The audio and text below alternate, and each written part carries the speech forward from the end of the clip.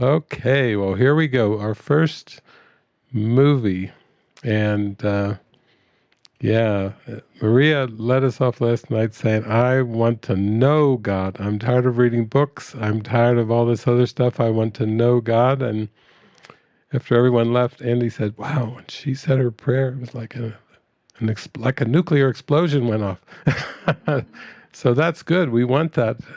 To know God has to be everything. Has to be everything in your life, because that's how we come to experience knowing God, is by having that be our only desire. And when we say only desire, we mean only desire. That Jesus is telling us that once our desire becomes single, then we return to our natural state of spirit or creation. That's what it means to have a single desire. Or you could call it desirelessness, because oneness doesn't really want for anything. It's not like God wants for something or Christ wants for something, because isness, spirit, reality, doesn't have any wants or needs. But for us, he tells us, he says, try this one on. The peace of God is my one goal, the aim of all my living here, the end I seek, my purpose and my function and my life, while I abide where I am not at home. Okay, that tells us where our devotion needs to be. We need to put it on God. And sometimes people have good things to say about the Bible, the bad. There's a lot of really, all you have to do is really practice just one line from the Bible. There's lots of lines to pick from. If you just practice one line from the Bible, without exception, you just picked one line, then that would be it. Your practice would lead you to God, because that one line, it's not a complicated theology you have to learn. It's not that you have to memorize a bunch of things, and somehow when you get to the angel Gabriel, you have to recite your statement of faith or something to get through the gates. No, God knows your heart before you speak a word. Blessed are the pure of heart, for they shall see God, Jesus said in the Beatitude. So if you practice that one line, that would be enough. If you went for purity, let thine eye be single. He's talking about the spiritual eye. He's talking about merging with the Holy Spirit, your spiritual eye. In the East they call it your third eye, but before they changed it to the Holy Spirit, it actually started coming out in the dictation at the very beginning for Helen Schuckman as the spiritual eye. And then to be consistent throughout the whole book, it was changed to be the Holy Spirit.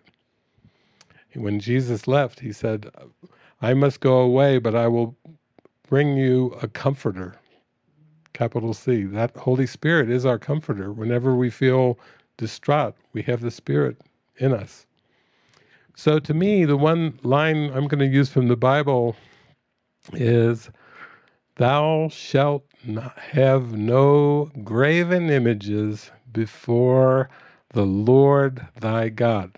And it's not talking about totem poles, and he's not talking about gold statues. He's talking about all the images of the cosmos. Don't put a single image before the Lord thy God. Even back in the time of Jesus, they would come to him and they would go, Lord, Lord, Lord. And he would say, why do you call me good? God is good. You see, even when they tried to come and praise the image of Jesus, which is a man, Jesus knew that God is way beyond men and women and beyond masculine and feminine.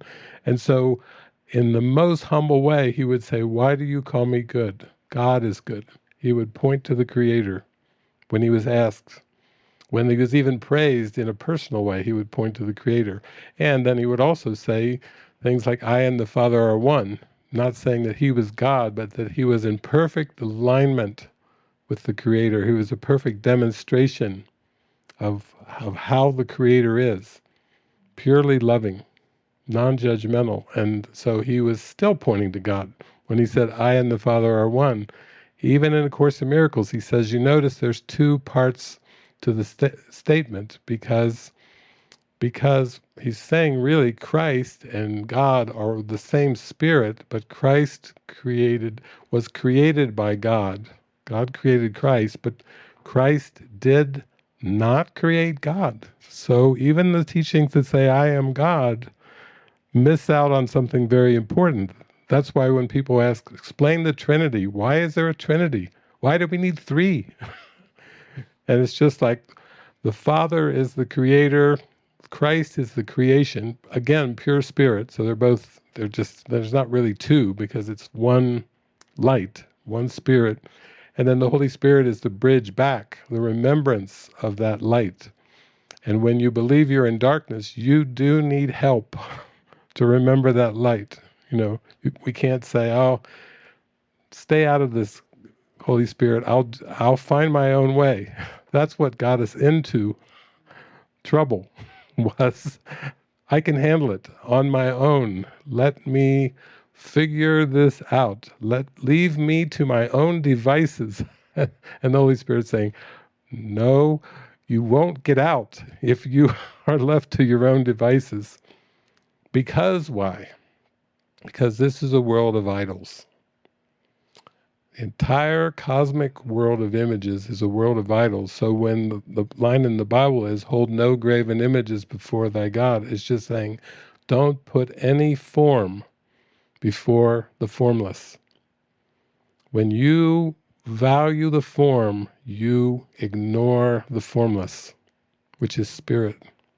So anything that you value, like for example in relationships, a lot of times people are saying, well, I hope I have a good catch for a partner. Fiddler on the Roof. Matchmaker, matchmaker, make me a match. Find me a find. Catch me a catch. No, what Jesus says in the Course is anything that you value in a relationship can and will hurt you. Anything that you value in a relationship can and will hurt you.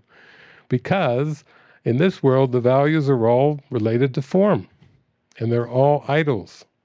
And so this movie we've got tonight is a spectacular, funny movie that shows us the pain of holding on to idols, the pain of valuing things of this world, the pain of valuing an identity apart from the identity that God created us.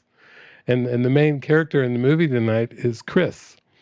Some of you know I have another movie I love to show called Solaris, and Chris Kelvin is the main one in there, played by George Clooney. Yeah, George Clooney is Chris Kelvin, the psychologist. In this movie, Chris is the main character, and I love movies that have a character named Chris because they're just missing one letter. And I can tell behind all of this, someone's having fun. In this movie, there's also a really wacky character, and she's going to sing her song. Forgiveness is her song. And if you watch the credit roll, let the credits roll, because it's probably the funniest part at the end of the movie. You've got to let the credits roll. But then even after the main character does his funny thing and the credits roll, then just pause one more moment, and then you'll see the song that comes on is Forgiveness. This movie, I can tell, is an instant classic. It was unknown, but now it has leaped into the field. And it will become another instant classic in our movie watcher's guide to enlightenment.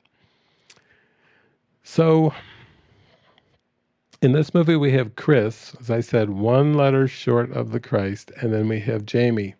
And Chris is the movie will start off with high school, 1975 New Jersey high school, and then it will take us through the main character's life, and then he will be taken by the Holy Spirit back to his hometown. And I think all of us know how it is when we go back to our hometown. When you go back to visit your father, when you go back to see your classmates, or you go back to the same place where you grew up, it stirs up a lot of emotions. And I was just saying before the movie tonight that I said, if you can go back in your mind and picture yourself back when you were in high school, the things that you wanted and you desired at that point in your earth experience, those things are typical of teenagers, but they are also things that show that we want to become something, or we want some things of this world. And it doesn't matter whether you want to be the prom queen or the prom king. It doesn't matter whether you want to be athletic and the star on the baseball, basketball, football team, etc. It doesn't matter whether you tried to be the valedictorian and you value intelligence. It doesn't matter what you value during those teen years, that whatever it is fantasy.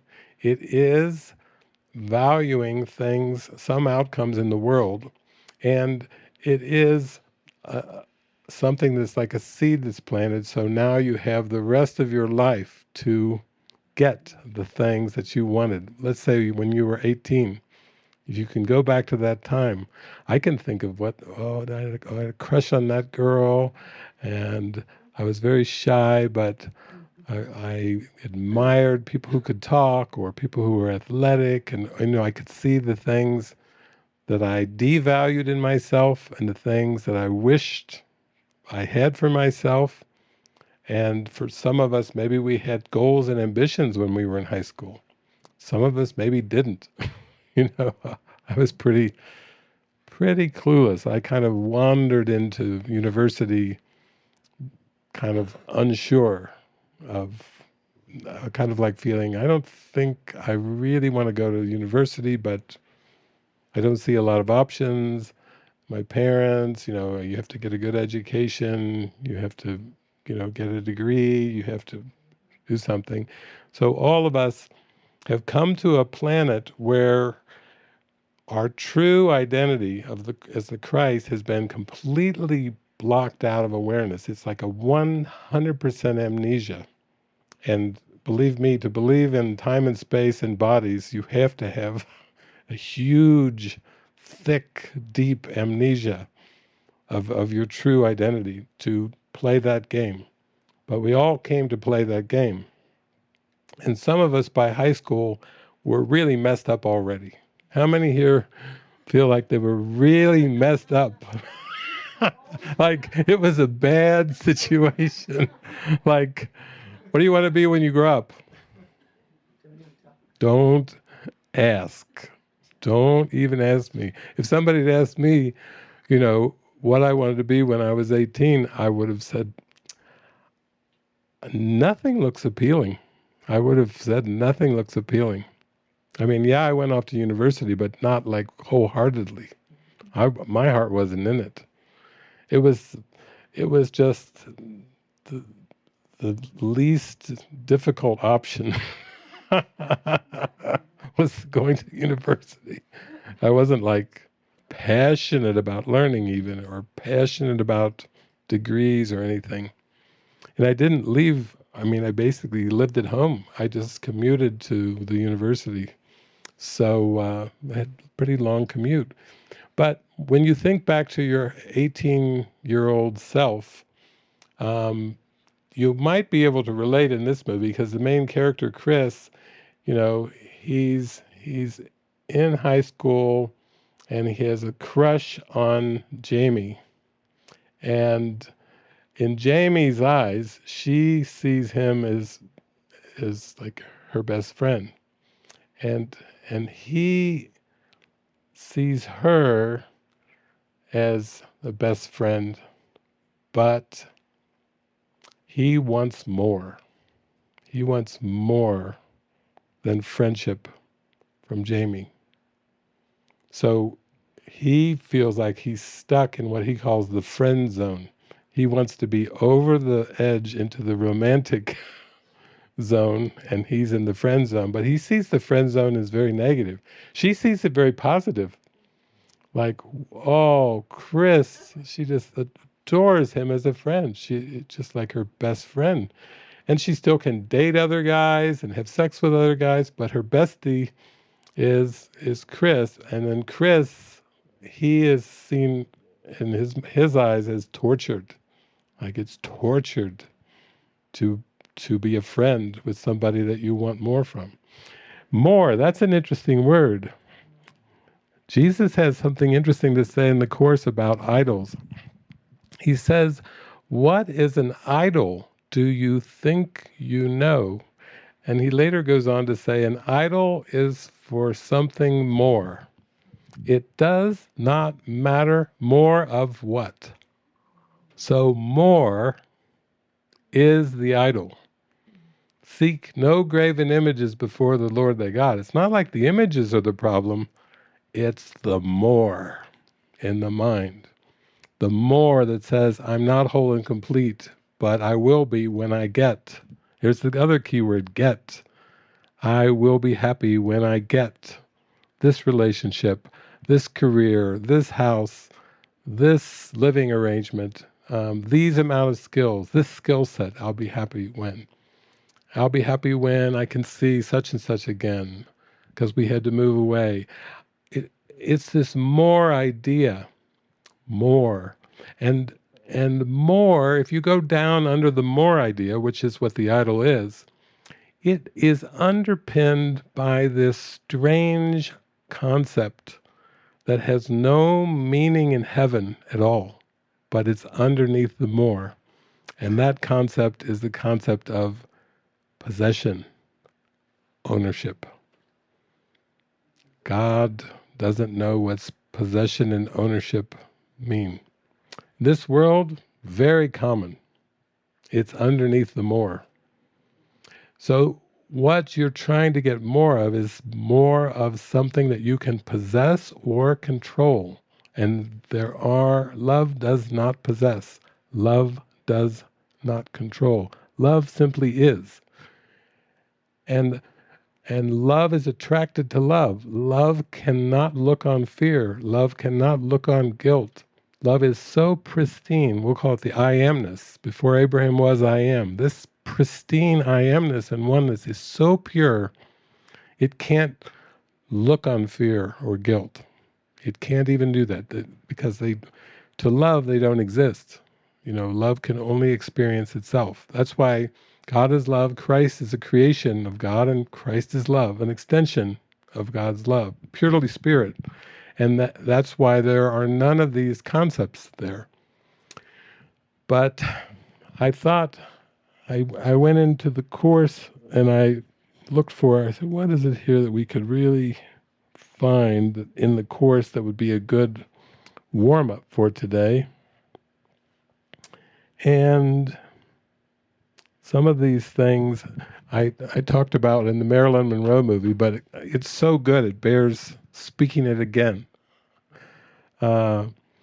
Jesus says, seek not outside yourself, for it will fail, and you will weep each time an idol falls. Heaven cannot be found where it is not, and there can be no peace excepting there. Each idol that you worship when God calls will never answer in his place.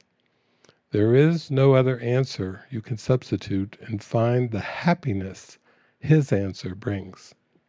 Seek not outside yourself, for all your pain comes simply from a futile search for what you want, insisting where it must be found.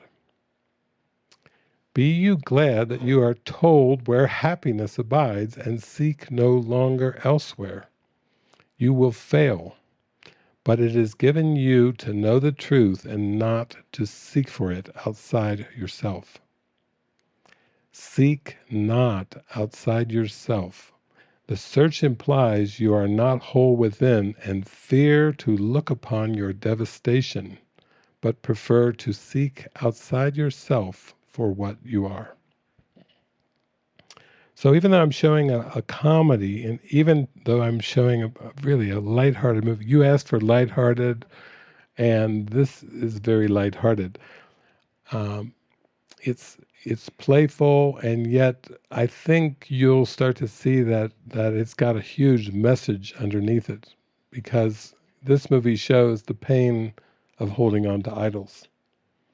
And that's actually very helpful for us all, because we need to be shown that very clearly, that what we've been seeking for is not going to bring us eternal joy and happiness. What we've sought for in this world is not going to bring everlasting life.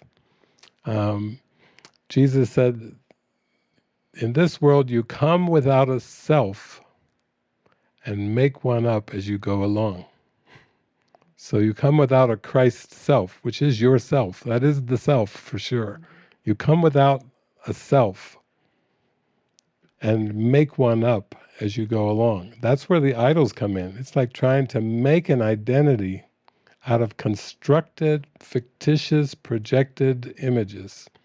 And then we get sad when they crash, like Humpty Dumpty, when the big egg falls off the wall and cracks into 1,000 pieces, and then all the king's horses and all the king's men couldn't put Humpty together again. No, this self-concept is meant to crack. It's meant to crumble. And that's what the spiritual journey is. It's starting to relax into the crumbling. It's relaxing into the deconstructing, relaxing into, even when you feel discombobulated and you feel like the Scarecrow in the Wizard of Oz, all your straw is all over the road. And you're just a bunch of clothes that are laying there, and what seemed to be your body is straw all over the road. But it gets better from there. You know, the Scarecrow has friends that show up, and they put the straw back and they follow the yellow brick road. You know, it goes on.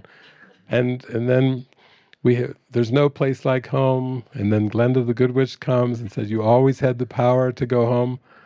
That's a Course in Miracles. You don't have to have books. You could watch The Wizard of Oz and go, yeah, I think I dreamed of a very dark dream and I want to wake up. I want to go home. That's like the Lion King, wanting to come home in that one. So here's the 2 paragraphs I got from Jesus to show tonight. Now, you may say, the title is not light, David. That is not a light, gentle title, but it's chapter 29, The Antichrist. Okay. I'm preparing you for the light. You want to have some fun tonight, then this isn't going to be a roto-rooter or like one of those, what are they called? Root canal. No, this is not going to be a root canal. But here's what Jesus has to say in chapter 29, the Antichrist. What is an idol? Do you think you know? For idols are unrecognized as such and never seen for what they really are. Ooh, that's mystical. That sounds like a deep trick has been played on us. For idols are unrecognized as such and never seen for what they are. So he's basically saying, if you knew what an idol really was, you wouldn't want it. But when you don't know what it is, you think you want it. But it's like fool's gold. It's like chasing a ghost. There's no way you can ever have it, truly, because it's not good enough for who you are. You were created by God. You're that worthy. Idols will never be worthy of who you really are. That is the only power that they have. Their purpose is obscure, and they are feared and worshipped both because you do not know what they are for and why they have been made. So he's saying, if you knew why these idols were made, you would see, this is not for me. If you could see the darkness underneath the idols. You could see the death wish that made them this dark, creepy thing. You would turn away and say, this is not for me. But because the creepy, dark thing made some shiny, glimmery things, that shine and glimmer, like in Marilyn Monroe, she's up on singing in her movie, "Diamonds are a girl's best friend." It's just compressed carbon. How can that be your best friend? It takes a lot of mesmerism to get hooked into believing that compressed carbon is your best friend. You know, Holy Spirit is my best friend. Now that you can feel more of a resonance with, Jesus is my best friend. That you can resonate. But carbon, little compressed carbon, I don't care how many of the compressed carbon you have on that bracelet or necklace, it's like if you could see what was underneath it, if you can see why it was made, you would say, no, thank you. I'll pass. I'll pass on that. An idol is an image of your brother that you would value more than what he is. Idols are made that he may be replaced, no matter what the form, their form. And it is this that never is perceived and recognized, be it a body or a thing, a place, a situation, or a circumstance, an object owned or wanted, or a right demanded or achieved, it is the same.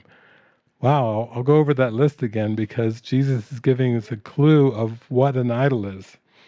He's telling us, now he's getting not so abstract, he's starting to get a little specific, which we need help. We need to know, if I don't recognize idols, maybe you could give me a clue of what that could be. He's saying, be it a body or a thing, a place, a situation, or a circumstance, an object owned or wanted, or a right demanded or achieved. It is the same. Then he says very calmly, let not their form deceive you. Idols are but substitutes for your reality. In some way, you believe they will complete your little self for safety in a world perceived as dangerous, with forces massed against your confidence and peace of mind. They have the power to supply your lacks and add the value that you do not have. No one believes in idols who has not enslaved himself to littleness and loss, and thus must seek beyond his little self for strength to raise his head and stand apart from all the misery the world reflects. This is the penalty for looking not within, for certainty and quiet calm that liberates you from the world and lets you stand apart in quiet and in peace. So this is titled the Antichrist. He's basically saying, listen, you're worth more than the Antichrist. The Antichrist is just the ego. It's just a belief in separation from God. Of course, if we're created by God, the Antichrist must be the belief that we're separate from that loving creator. That had to be it. It's not some kind of creepy character that shows up in a horror movie. That's not the Antichrist. It's in the diamonds, it's in the tulips, it's in the people, places, situation. It's like in the Matrix where when Neo gets there and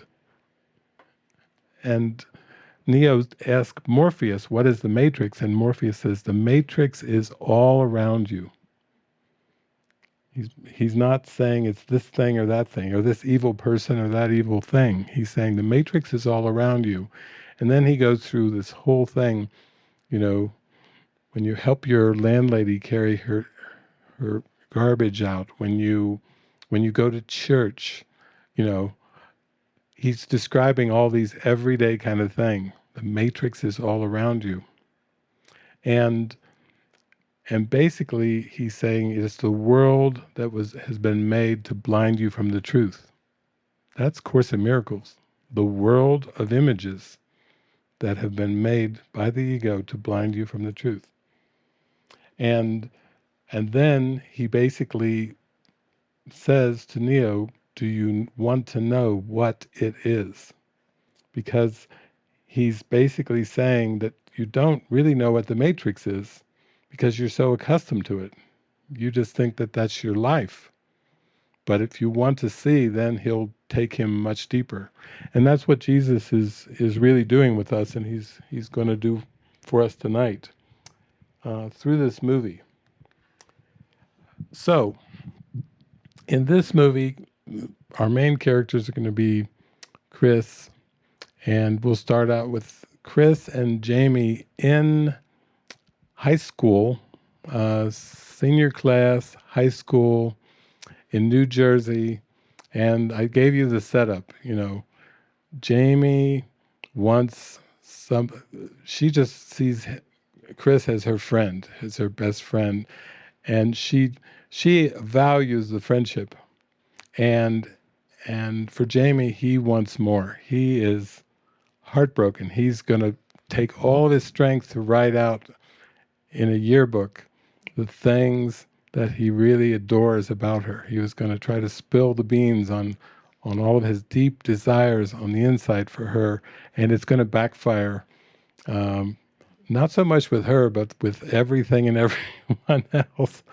And then what we'll see is the things that he thought about himself and felt about himself and wanted for himself will go on in his life. It's the same for all of us. Whatever we were thinking when we were 18, whatever desires we had, whatever ambitions and goals, that we were trained, we were conditioned to go for it, to make something of yourself. I remember my mom and dad would say over and over to me, we just want you to make something of yourself. We just want you to, we don't mind, they helped me out at the beginning of university with some financial support, but then at one point they said, I think you need to get student loans because you're becoming a student for life after some years. And it did go on for 10 years. So they were like saying, we would just love for you to graduate and then make something of yourself. Become something. This is a world, this is a realm of becoming. This isn't a realm of where you can just go, la, la, la, la, la, la, live for today, hey. No, this is not our programming. If you sing that song to your mom and your dad when you're like a junior in high school, they'll be like, did you do your homework? Get in your room, quit singing and get in and do your homework. Because you're supposed to make something of yourself. And like I said, Jesus tells us, he said, you come without a self, like we come like with a big hole. You come believing in lack. You come believing you're not whole and complete. You come believing you're lacking. You can't even make it into this realm unless you believe in lack. So you have to believe in lack to come. And then when you come, you're supposed to become something. You're supposed to seek. You're supposed to have ambitions and goals and achieve something, arrive somewhere. I think I spent 10 years questioning what the meaning of life was. And then when I started to get towards the end of my 10 years of university, I did have classmates in undergrad, and then really I had them also in grad school, but they would say, David, what is the purpose of your life? And I said, I'm not clear on that yet, so that's why I'm still exploring. If I knew my purpose, then I would go for it, but I don't know. And the more they listened to me, they said, this is not good. This is not good. Your ideas are not good. And I would say, well, then tell me. If you have better ideas, then tell me. And they would say, you need to make something of yourself. Even there, in undergrad and grad school, you need to make something of yourself. And I would say, I don't know, nothing is coming to mind to make of myself. And they would say, that's not good at all. That's not good. No wonder your dad called you a lazy, no good, dirty, rotten bum, because he was right. and and it's terrible that you don't have, and finally they just said, David, come on, stop it, get a life. And I said, okay, I will get a life if you will tell me what a life is. And they said, get a job, get a mortgage, get in debt. The more they went on, this was a life. And then I said, and then what? Grow sick, grow old, grow sick, and die. And they said, yes, like the other trillions. Very good, you got it. Go into debt, go through your life, and grow old, get sick, and die. And I said, if that's a life, I don't think I want a life. You say to get a life, I don't want a life. If that's a life, if that's your definition of life, that's not acceptable. That's not worth the effort. Why would I put an effort into that if it ends like that? It's kind of morbid. I said, I told my friends, that's a life. That's morbid. So in this movie, the main character is going through this, and he's not really happy. He's quite sad that he doesn't. That Jamie is not his girlfriend. That's what he really thinks would make him happy. If Jamie would just say, I'll be your girlfriend. Of course, we've all tried that too, right? In many ways. The job, the girlfriend, the spouse, the partner, something. The achievement, the career, something would make us happy. Family, children, something. So, and then we're going to see that Chris is going to just leave that hometown and leave and go away and basically say, I'll show you. That's kind of like the ego saying, come over here. You can have a life apart from God, and I'll show you the identity you can have. You can be tall, short, male, female. You can be Indian, Russian, Chinese. You've got more choices, the ego says, with me. It's boring with God, just oneness. What do you want to go for? That bland, boring thing? Variety is the spice of life. You don't need that oneness stuff. Come over here. And then when we go over there, it's like the Lion King where he listens to Uncle Scar, Uncle Scar says, you killed your father. Now run. And he goes out from Hakuna Matata, and he tries to make the best of his life, eating bugs and having a warthog and a couple other friends, and singing Hakuna Matata. No cares, no worries. But really, that's a pseudo life. He's not really happy until Narla comes looking for him and draws him back. Says, you got to come home. Remember what this is all about. Of course, the Lion King has the Course in Miracles in it. The whole thing is right there too.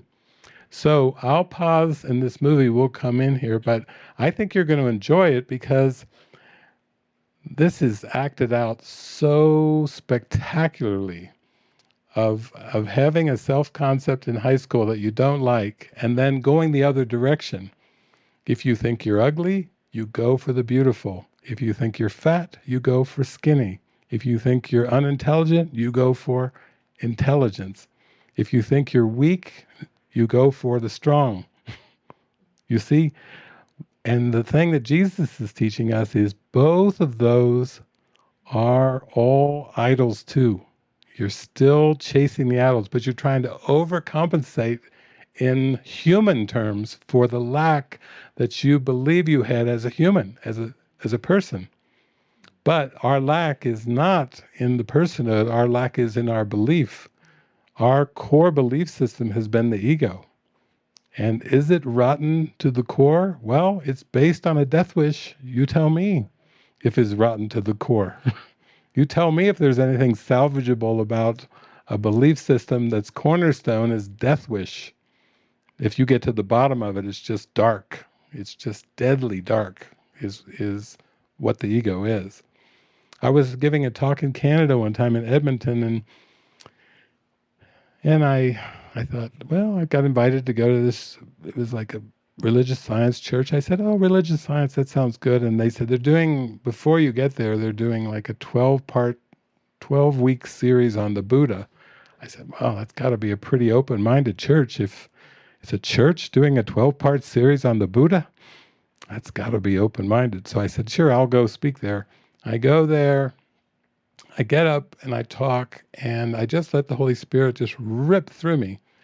And after like 10 minutes of the talk, I was just getting warmed up. I hardly even had a chance to sip my water. I was just getting fired up after 10 minutes at this religious science church in Canada, Edmonton.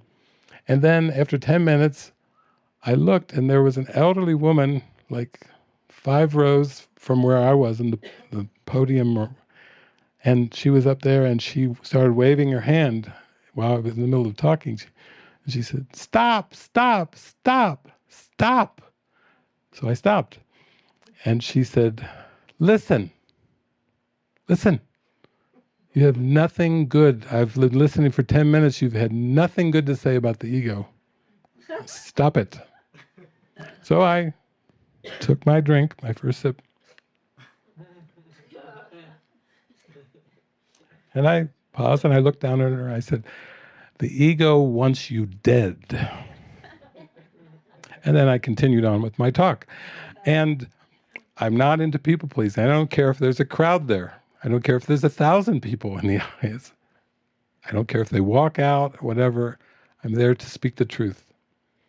The truth, only the truth, and nothing but the truth. So help me God. Who is the boss? So that's why the truth, only the truth, and nothing but the truth. And what's good about this movie is you start to see that the main character, Chris, he's so disappointed with himself and that he's unable to get what he wants in high school that he goes like on super mode to try to become the most handsome, confident, well-adjusted, successful. He goes for the opposite. And this is what we were trained to do. This is what our conditioning is. If you're lacking when you're in high school, don't worry. You've got the rest of your life to make up for it, to make something of yourself, to be a successful human being. But we don't really see that the positive aspects of being human are shadows, and the dark aspects of being human are dark shadows. And Jesus is saying, you will never be content with shadows. Not the positive ones or the dark ones. You see, our parents, our conditioning was not telling us that the world was made of shadows. You know, the conditioning was telling us there were good things that you could become, and there were bad things, and you're supposed to become the good things. And Jesus is just saying, actually, that won't get you home. So it's good, if we'd have been told, you know, when we were like 8 years old of this, that the positive affirmations and the negative criticisms are both part of a web designed to keep us from knowing who we are. That would have been helpful. That might have put a hole in some of our ambitions. We wouldn't be blindly seeking after things, thinking they were going to bring us happiness, when most of us have achieved some of those things, and we had moments of happiness, but it was fleeting. We have to admit, it wasn't, we wouldn't be here in this room if it was completely happy. You know, we must have reached a point of disillusionment somewhere where we thought, there must be something tricky about this world because I haven't found happiness. It even points to other people and says, they're happy over there and there. But I had the good fortune of going around and talking to people that everybody pointed to and said, they have it all together over there, they're happy. And then when I would talk to them and spend time with them in their house, they would say, not happy. Marilyn Monroe had everything the world could offer, and she wasn't happy at all. She was like an extreme example of that. So notice how the main character tries to overcompensate for not having the girl of his dreams, how he tries to overcompensate for his self-image, how he tries to overachieve and overcompensate, and how he's as frenetic and ungrounded and unstable. In fact, his friend might say he's even more stable because he follows the ways of the world. She's wondering, what happened to you? Where's the guy that I knew? Where's my best friend? What did you do? But it's all like a game in the mind. Okay, everybody ready? Yes. You're going to enjoy this movie. I know. This is funny.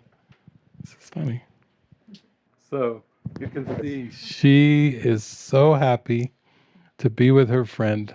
She just adores it. And she got him a t-shirt, forever friends and everything. And she says, let's show my mom. And he's like, no, because his agenda is he wants more. And I think we can see that all of upset does come down to that. Whenever we're just in the flow of the spirit, everything is perfectly acceptable. We lose track of time, actually. We start to lose track of time when we're happy for no earthly reason. When we're just in that place of love and connection, there is no thought of the future. And there is no thought of the past either. We do lose track of time when we're in that joy.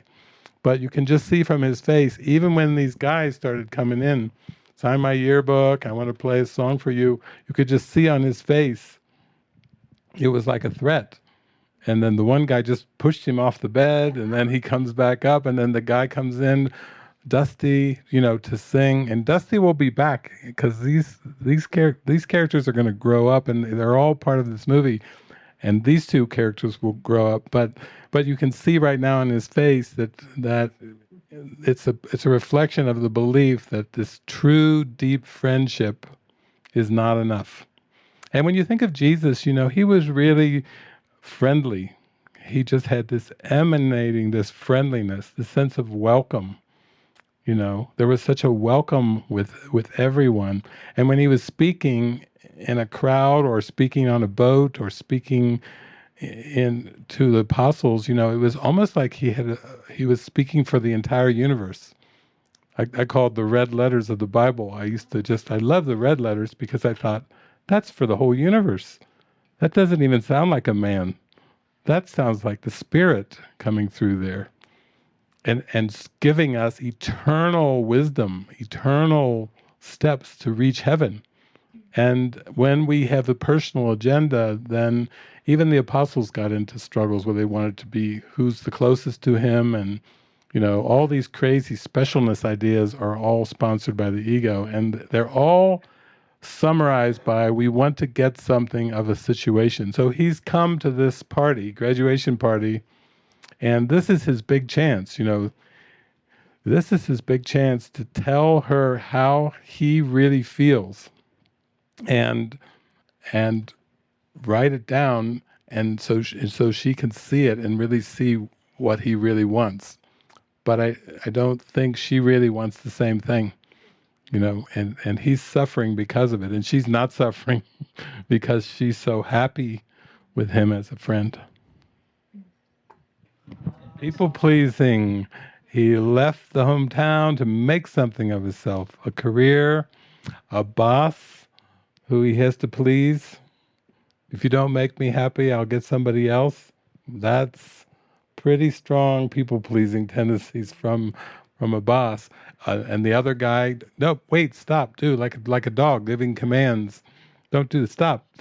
And you can see he's kind of now gone from feeling like he's not accepted and not liked and not popular to now he's just a womanizer, he flirts, he's got a successful career, but he's probably had to do a lot of people pleasing to establish that career.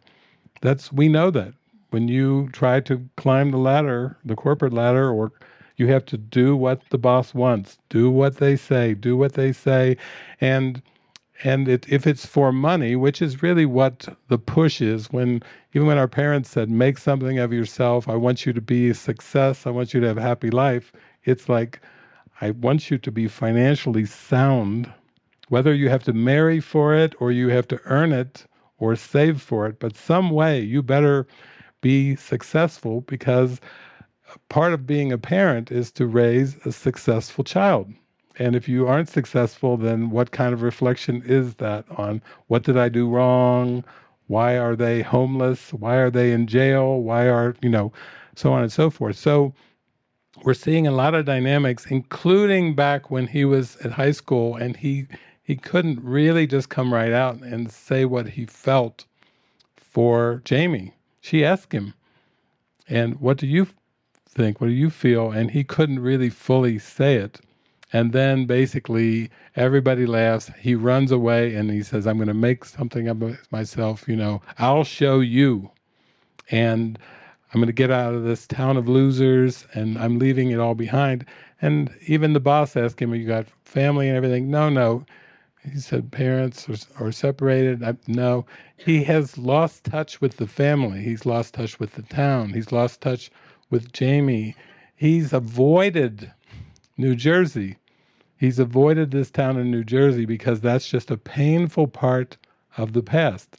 And you notice how that's what the ego will do. It will say, if you've had dark, traumatic things, get away.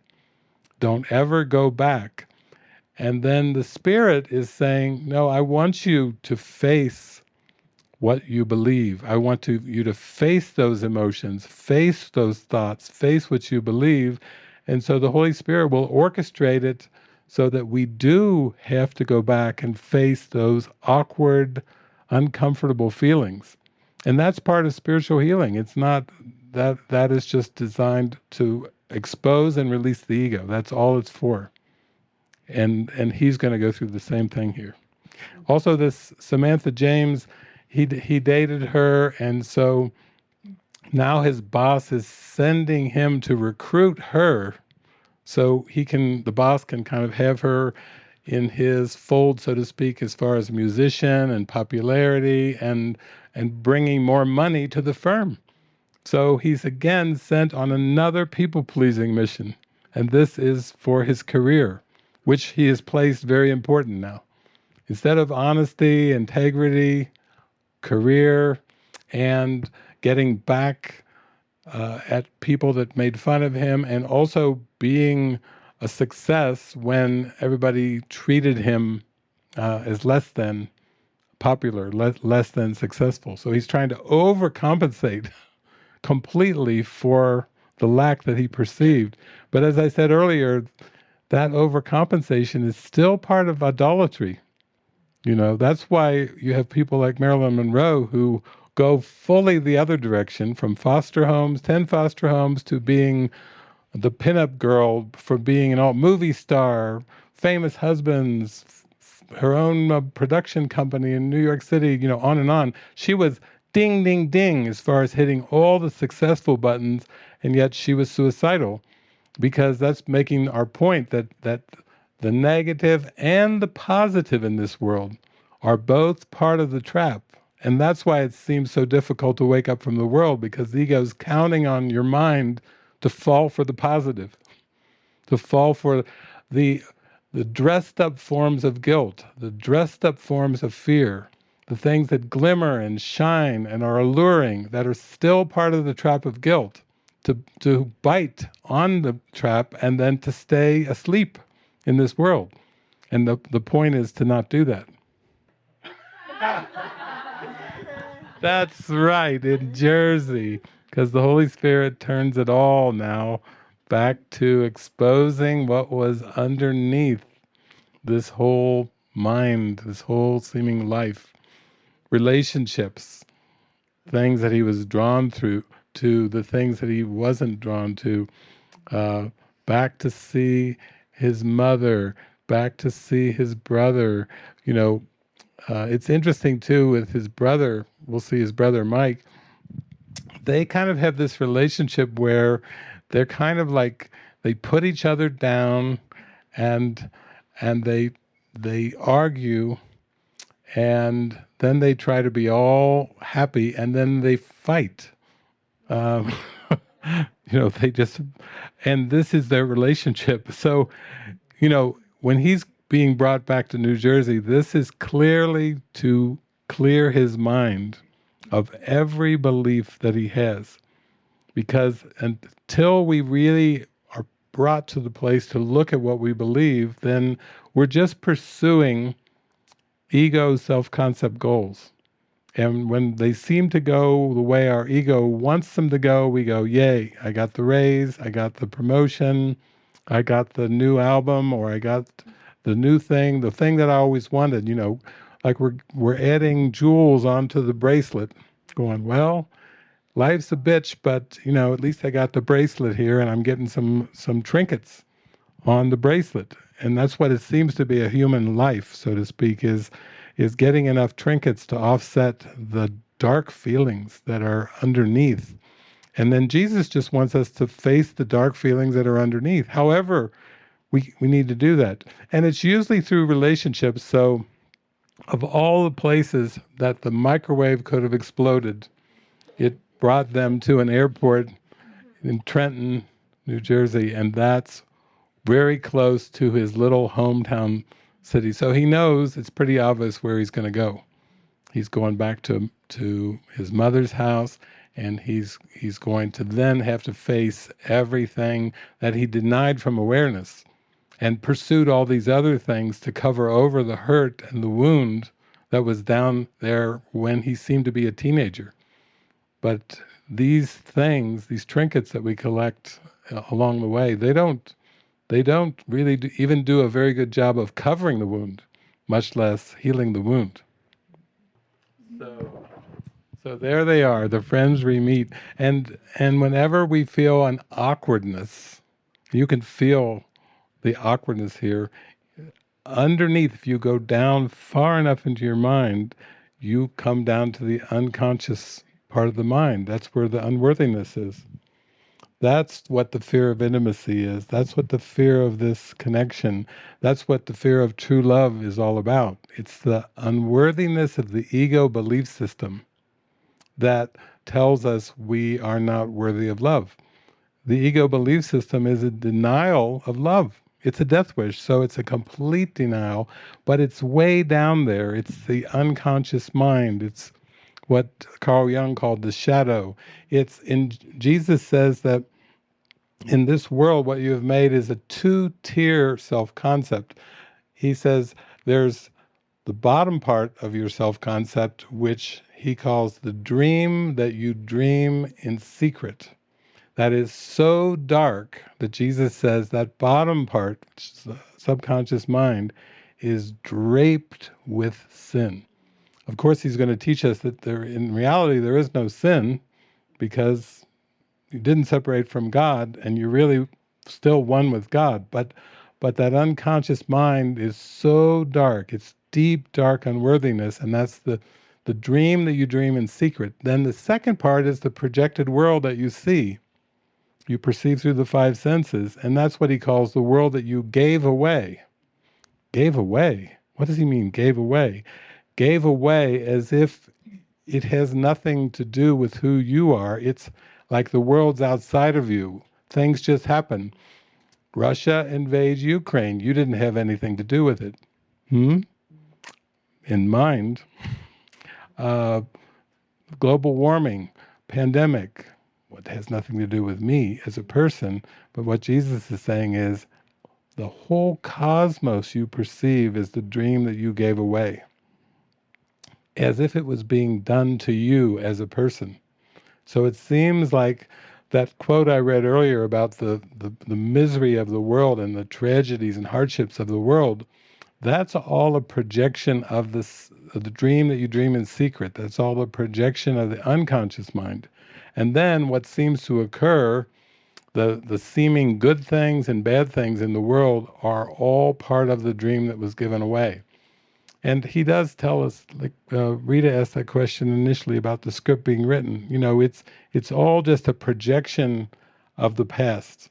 So that's what it means the script is written. It's past tense. everything that we're perceiving with our five senses is past. And he says, we're mentally reviewing what has already gone by. In other words, the world's already been over, and the movie's already been in the can, and we're watching the movie. We're mentally reviewing what has already gone by. And if we look at it in terms of a movie, we can say, yeah, well, this movie was shot and acted out and produced and developed, and now we're watching a digital representation of something that is over. But when you look at it from the human perspective, as if the future has yet to come, and the future's not over, even though the psychics can predict the future, they're really just reading the past. Nostradamus was reading the past centuries before things happened. Before they were even invented, before missiles were invented, Nostradamus was seeing these things flying through the air, and there was no missiles back in his day. He was just seeing another part of the Akashic records, another part of the past. So the trick is that the ego is trying to make us believe that we live in something that's already over. And the Holy Spirit is saying, well, it's really tricky, but if you follow my guidance and you learn to be a miracle worker, and you will collapse time, and you will bring the Alpha and the Omega together, and you'll really start to realize that you're the dreamer of the dream. You're not a figure in the dream that's moving through time and space. You're actually the mind that's dreaming the whole thing. And that's what Jesus discovered. He was a lucid dreamer. Back in the day, he was a lucid dreamer, a symbol of being able to see the dream for what it is. That's why a crucifixion scene was no different for him than taking a walk with Mary Magdalene on a sunny day through the hills of Judea. They're both equally just the dream. So he was defenseless because he didn't have any identification with the body or with the dream. But when we have these beliefs that are unconscious, they are telling us that we are human. Like the song, "You're only human, born to make mistakes." Some of you have heard that song. There's a lot of songs that are basically are just reflections of this belief in being human. So, I think Rita, you mentioned when you wrote in, you said undoing the doer. That's part of miracle working, is be inspired by the Holy Spirit. Let the Holy Spirit speak through you, laugh through you. Let the Holy Spirit kind of just come through you and use the body like a puppet in order to complete your mind training and start to realize that you're not really this body. You're much more. And I think if you ask most human beings, if you said, is this all that you are? Some of them might say, yeah. That's why I'm going to live it up, and I'm going to follow the Bible. Eat, drink, and be merry, for one day we shall die. That's actually a line in the Bible, not the best one, but but still, that's a belief, like live it up, because you're going to be dead anyway. And that's part of the ego's trick too, because that living it up is still staying stuck in the idols. And that itself is what the death is. It's not the death of the body that the ego is aiming for. The ego is just wanting us to remain asleep. It just needs the mind to be asleep for it to exist. But when we wake up, then we see the ego isn't real. So here, he's back, and it's awkward, He is with Samantha James, and that's awkward. He's everywhere he goes with her. It doesn't matter whether it's in a recording studio or an airplane, or with his mother and brother, or here at this restaurant. He's very awkward. And then he sees Jamie, and then you saw Jamie duck right away. That's her own unworthiness. Like, oh my God, and she just felt, oh, I'm still living with my parents, and oh, look at him now, and all this and this. But so she ducks, and then the awkwardness is the unworthiness. And yet, that's the purpose of the relationship, is to expose and release the unworthiness. That's what the healing is. And all the movies we see, all these relationship movies, are all about the same thing, is facing unworthiness and following your inner prompts. And in this case, sometimes they seem to be like consciously, okay, I'm flying to Trenton, New Jersey. In this case, he thought he was flying to Paris, and the microwave blows up, and he finds himself right back to face the very things that he needs to face. And that's where the healing happens. So you can see what a life of people-pleasing leads to. It just helps you feel more disconnected, more awkward, more into small talk. Look at the conversation that they were having. They were just dancing around. There was no sharing of like deep, intimate feelings. There was no sharing about a new joy or miracles or excitement. No inspired communication. And it was like ships passing in the dark. Their bodies were together, but they weren't really connected. And then how awkward, because he's not been able to talk about what he's really feeling and what he's going through. He's not really engaging in transparency. He had that guy Tim come up and say, "Oh, you could have her." And so he's like, yeah, he got that idea. Like now he would impress her, rent the Porsche, or, to talk about his name drop all of his clients and all kinds of different things. But that's all just the image speaking. It's not really the spirit speaking. And that's what it takes to wake up. You just have to have your communications be inspired by spirit. And to do that, you have to really feel like, I'm worthy of this. I'm worthy of heart-to-heart conversations. I'm worthy of telling what I'm going through, telling what I'm feeling, being transparent. That's why we call it no people-pleasing, no private thoughts, is because the step towards the deeper connection is by not hiding and protecting those hurt feelings, and they have to be cleared out if you're going to really fulfill your purpose. Because the purpose that the Holy Spirit has for us is a communication function. The Holy Spirit wants to use the body to smile through it, laugh through it, speak through it, sing through it, hug through it, have genuine heart-to-heart talks through it. Lots of them. I mean, I think for myself, for the last 30 years, if somebody asked me, how many times have you had like little diner talks or kitchen table talks or talks on the patio or talks with people that you meet on the street, talks with even missionaries, LDS missionaries or Jehovah's Witness missionaries, walking down the street, I see them, they see me. It's a Jesus moment.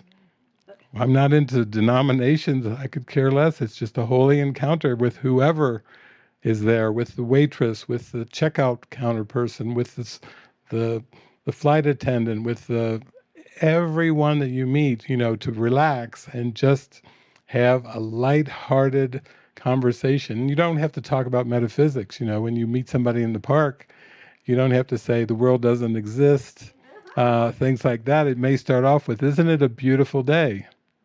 And you don't say, no, that's not metaphysically correct. Actually, God didn't create days, and God didn't create the world, and beauty, that's a judgment. And it's not like trying to be politically correct and metaphysically correct. You just feel the love and the connection there, and then you go, whatever comes out of you from that loving, connecting state, the words don't matter. It's the connection that matters. It's the love that matters. It's you surrendering and just having a prayer in your heart, like, I want to be happy. I want to connect with everybody. I want to be joyful. I want to be friendly. I want to be kind. You just have that in your heart, and then the words are given you, if there's any words. Sometimes it's just a smile. Two people smiling at each other, and the whole universe is smiling along too, because it's given by the Spirit. So that's what we're here for, is to really surrender to that flow, to really be in that flow. But if we have these unconscious beliefs of unworthiness, you can see how awkward it is. And here he is now. He finally got to reconnect through circumstances here after 10 years, and he went out to have lunch with her, and she's just looking at him like, who is he? And you can see it on his face there, he's just frustrated. He's no different than when he had all that weight and he couldn't say how he really felt. And 10 years have gone by, and he's given another chance, and he still can't just say, I really love you, and I've missed you, and I just so much want to reconnect with you. And I'm so happy that circumstances had brought me that we could have lunch and say all those things that he really wants to say in his heart. Instead, he's got this crazy game going in his mind where he's trying to still win her in some way, but also there's kind of a put down kind of thing, almost like a retaliation. If you go to have lunch and you start playing these games about name dropping and not really having a heart-to-heart connection, there must be this unconscious sense of retaliation, like, you got me good when I was in high school, and now I'm going to get you back. You see, it's like getting at those motives. What are the feelings and the motives underneath? That's what has to be faced. The surface stuff, you can just see it's awkward. But we're learning from Jesus, like, we have to really go through the mind training and have our hearts and minds purified in order to be witnesses for God's love, divine love. And it's kind of a contrast with this Samantha James, because she is like, he said from the beginning to his boss, she is crazy. And his boss is like, yeah, this is your assignment. Go get her for me. So he's really gone beyond just giving his life over to his career, but now he will people please to the max, to do whatever the boss wants done. And then whenever we people please, you can see people please, and he doesn't look good. He's been people pleasing with Samantha James, and now, the frustration is going to boil over. He's just feeling so hurt inside.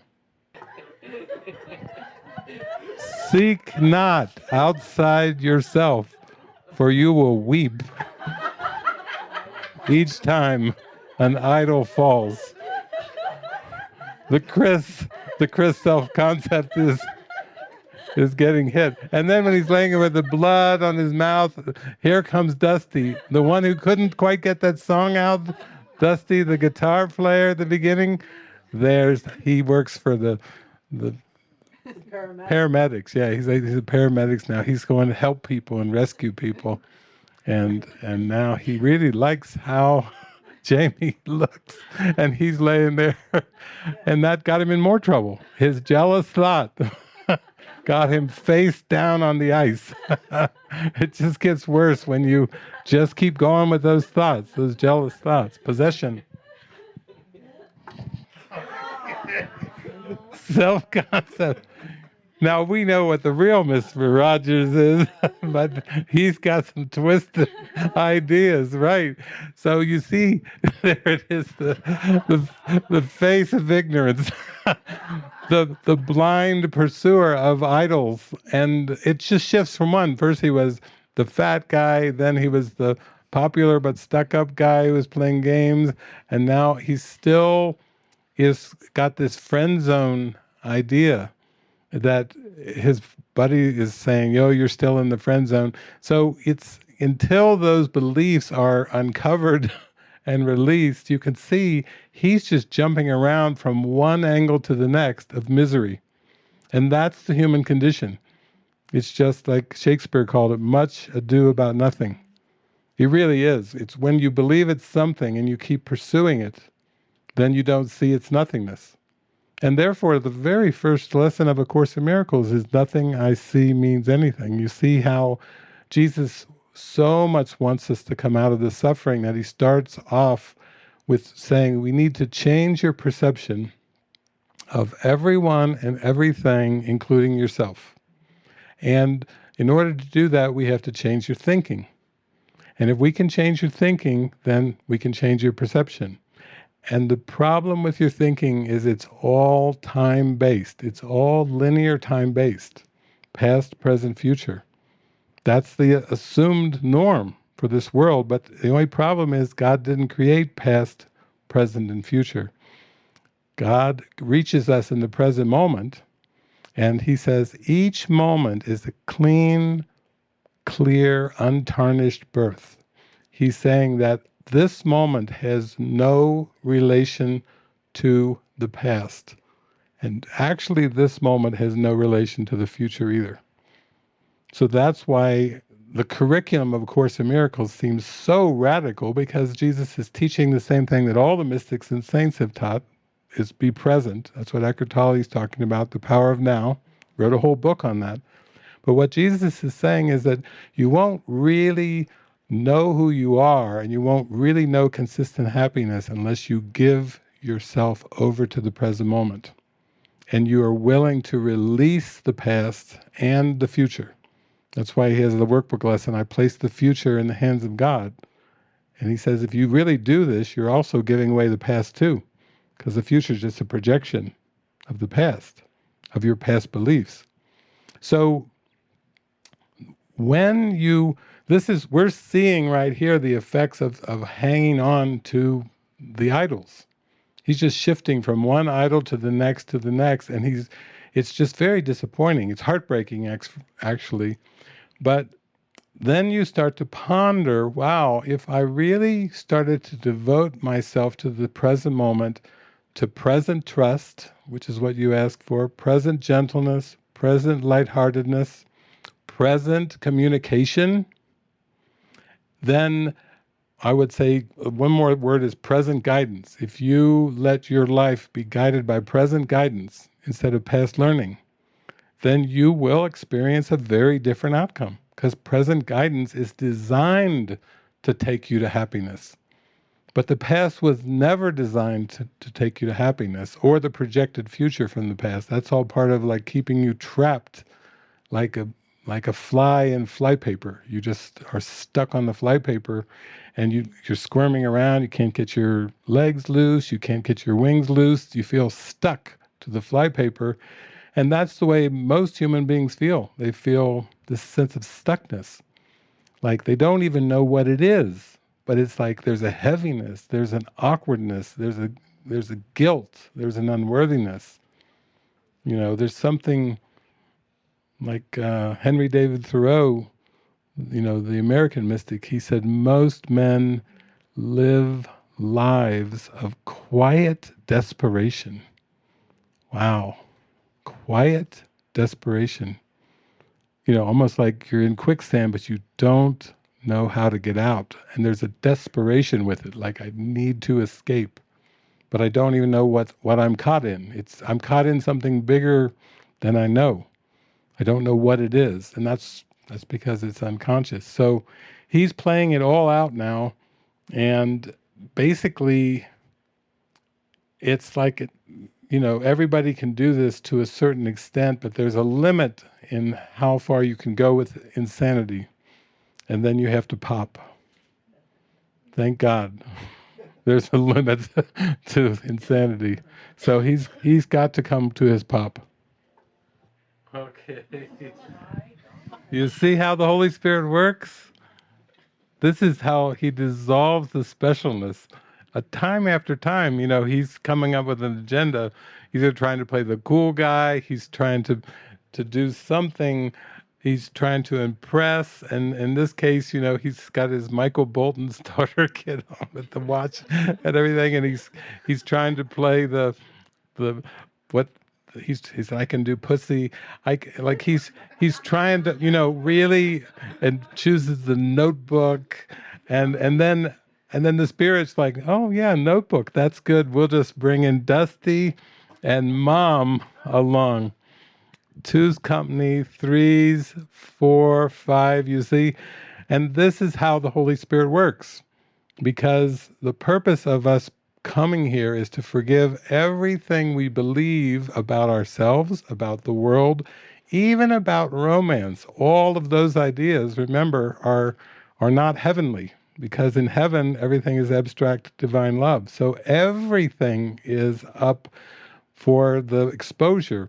And Jesus says to learn this course requires willingness to question every value that you hold. Not one can be kept hidden, or it will obscure your learning. So his goal is truly holy relationship. But holy relationship is what Jesus calls a phenomenal teaching, learning, accomplishment. That's like the highest you can go in this world, is holy relationship, and then you give way to the holy instant, which is just pure light. It goes way beyond the bodies.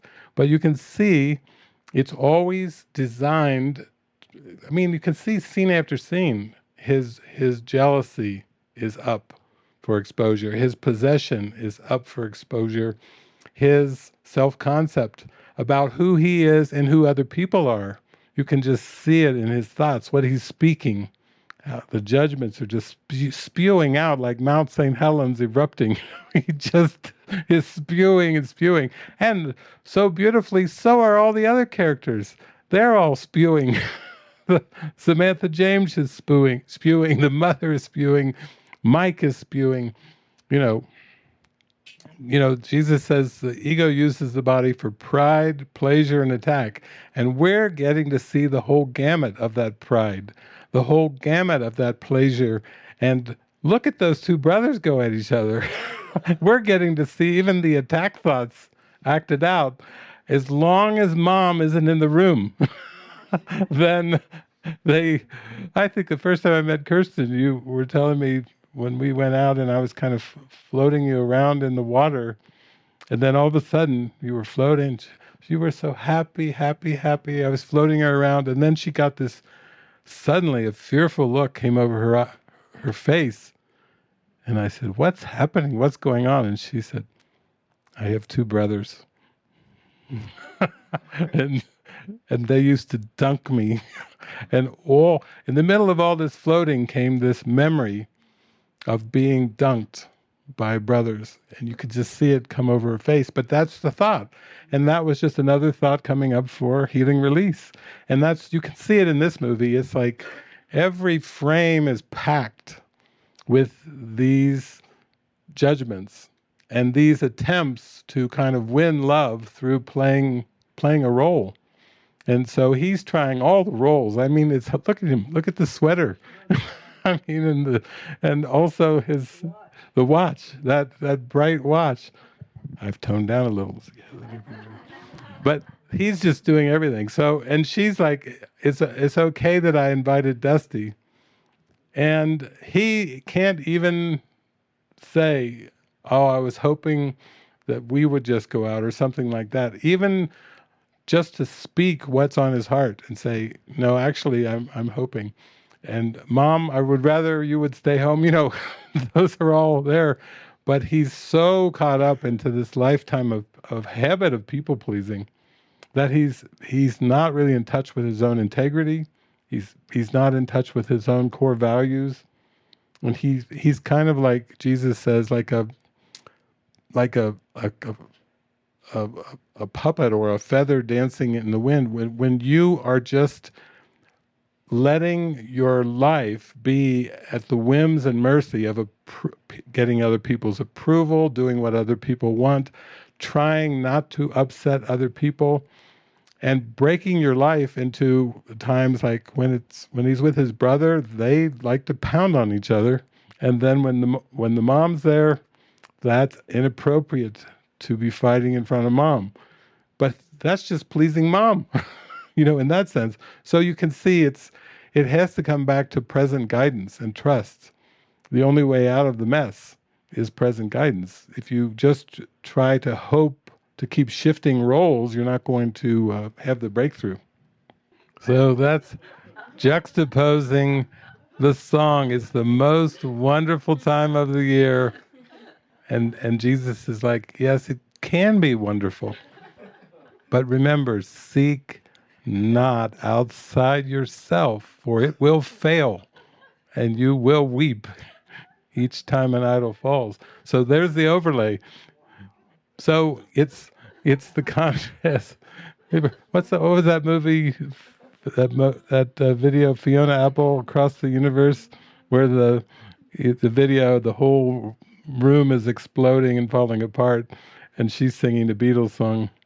Wasn't it Across the Universe or one of those? Yeah, that's the one. That's kind of a similar scene, that the world overlays its own version of the most wonderful time of the year, with Christmas lights and caroling and all these things. But to Jesus, remember, no day is more special than any other day.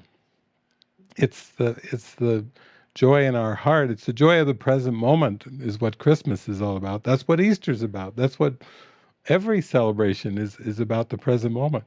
But we've been mesmerized to believe that we have to pick and choose, try to have special days, special gifts, special people, special times together, special songs. You see, it's a mesmerism of specialness to try to cover over like a very deep, dark sadness, like a sadness of missing our Creator, and then trying to pull as many scraps as we can together to get by.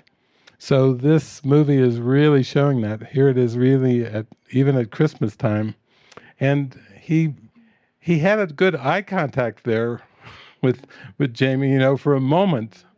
There was like a moment of connection where they just paused and looked at each other.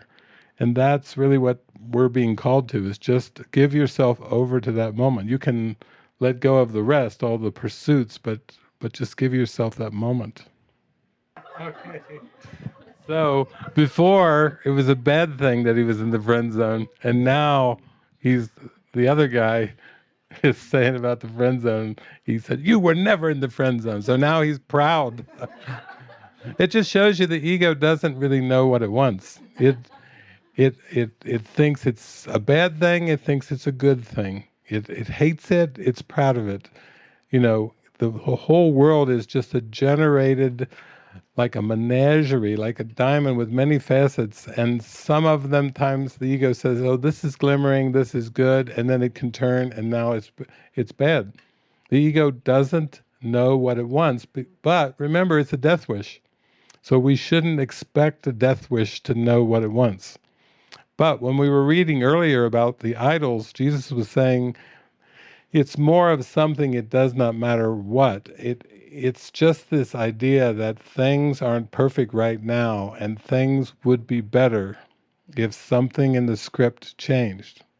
But remember, the script is written. The script is written, and the script is really all the same. That's why Jesus says, toward the end of the year, he gave a line to Helen Schuckman, "Make this year different by making it all the same."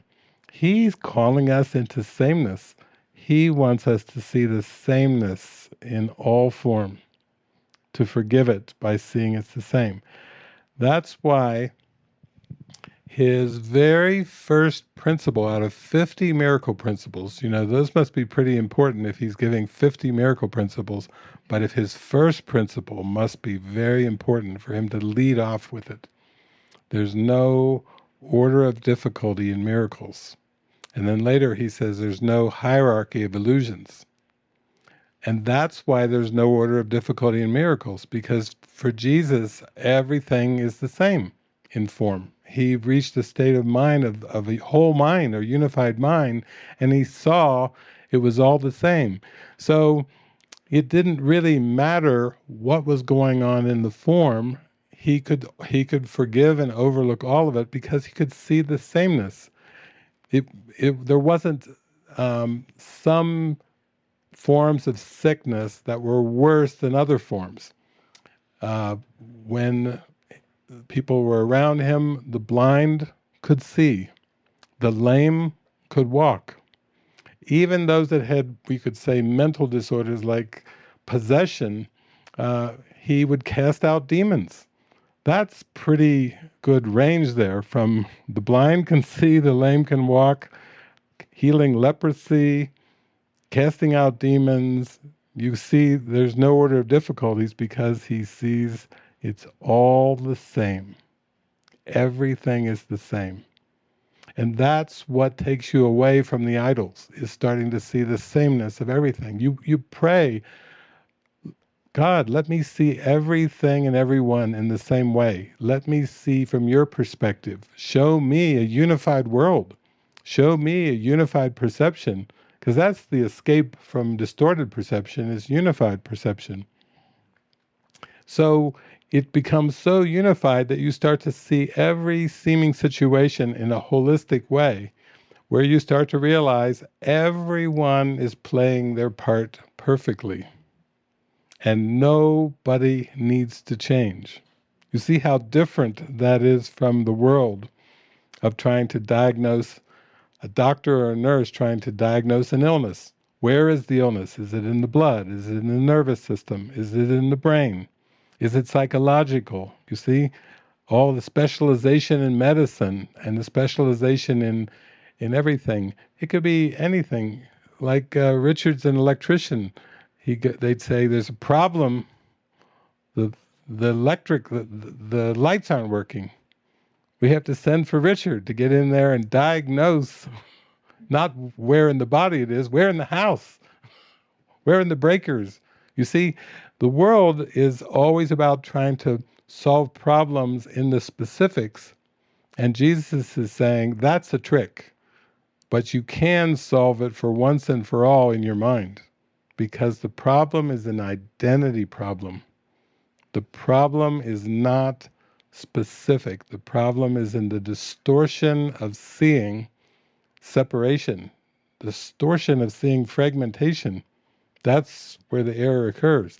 So really the sickness is distorted perception, and the healing is unified perception. It's the quantum field. It's everything's connected. That even the quantum physicists are astounded by, oh my God, everything's connected. Except they don't say, oh my God. They say, what's the word they have for connection? It's some kind of entanglement. Instead of saying, oh my God, they say, oh my entanglement. Because that's the quantum word for the connection. That's the scientific word for connection, entanglement. We tend not to use that word. How are you doing? It's entangled. Is that good? So you can see, here he is, he's going along, now he's just been walking down the hall saying, I'm going to leave. That's his solution. I've got to get out of here. Leave Jersey behind. Again, the same thing. And then he runs into Dusty, and he sees Dusty with this nurse, and then he starts to think, like, wow, Dusty's going to just go and use Jamie, and that now has him stirred up. Because underneath it, there is a genuine love, but it's just covered over by so many games. And as long as he keeps playing the games, he can't get in touch with the deep love, the deep connection there.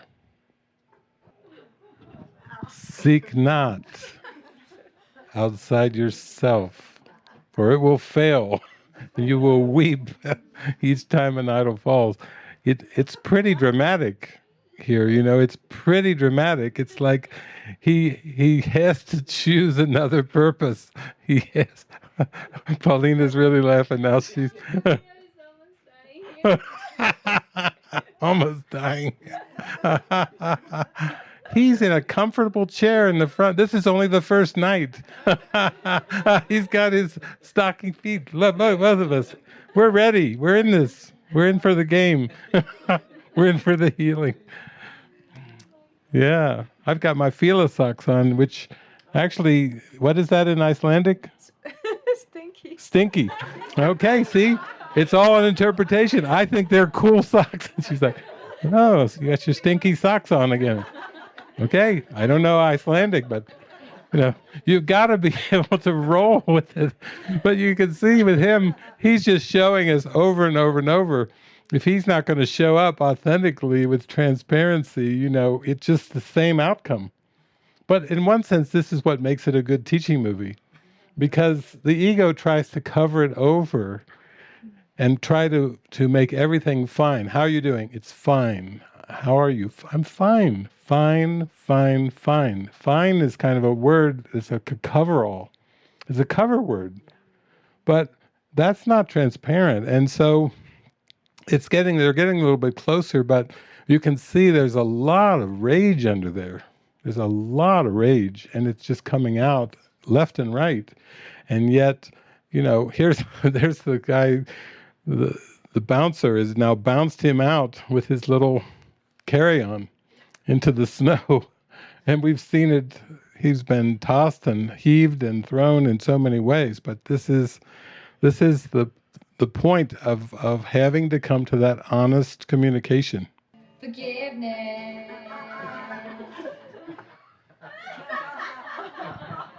Jesus gets the last word. Now don't you feel better?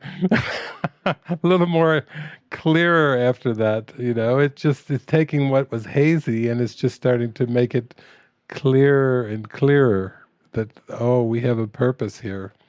We have a purpose. And heart-to-heart communication, is not a small thing.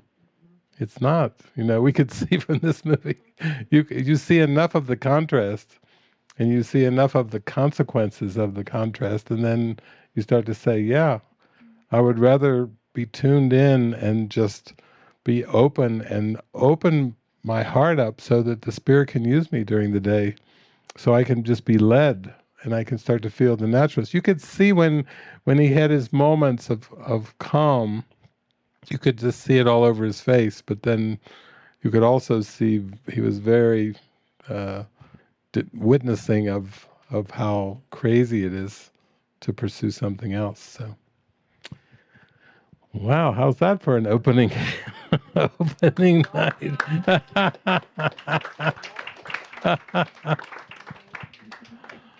So, Greg has the purple mic.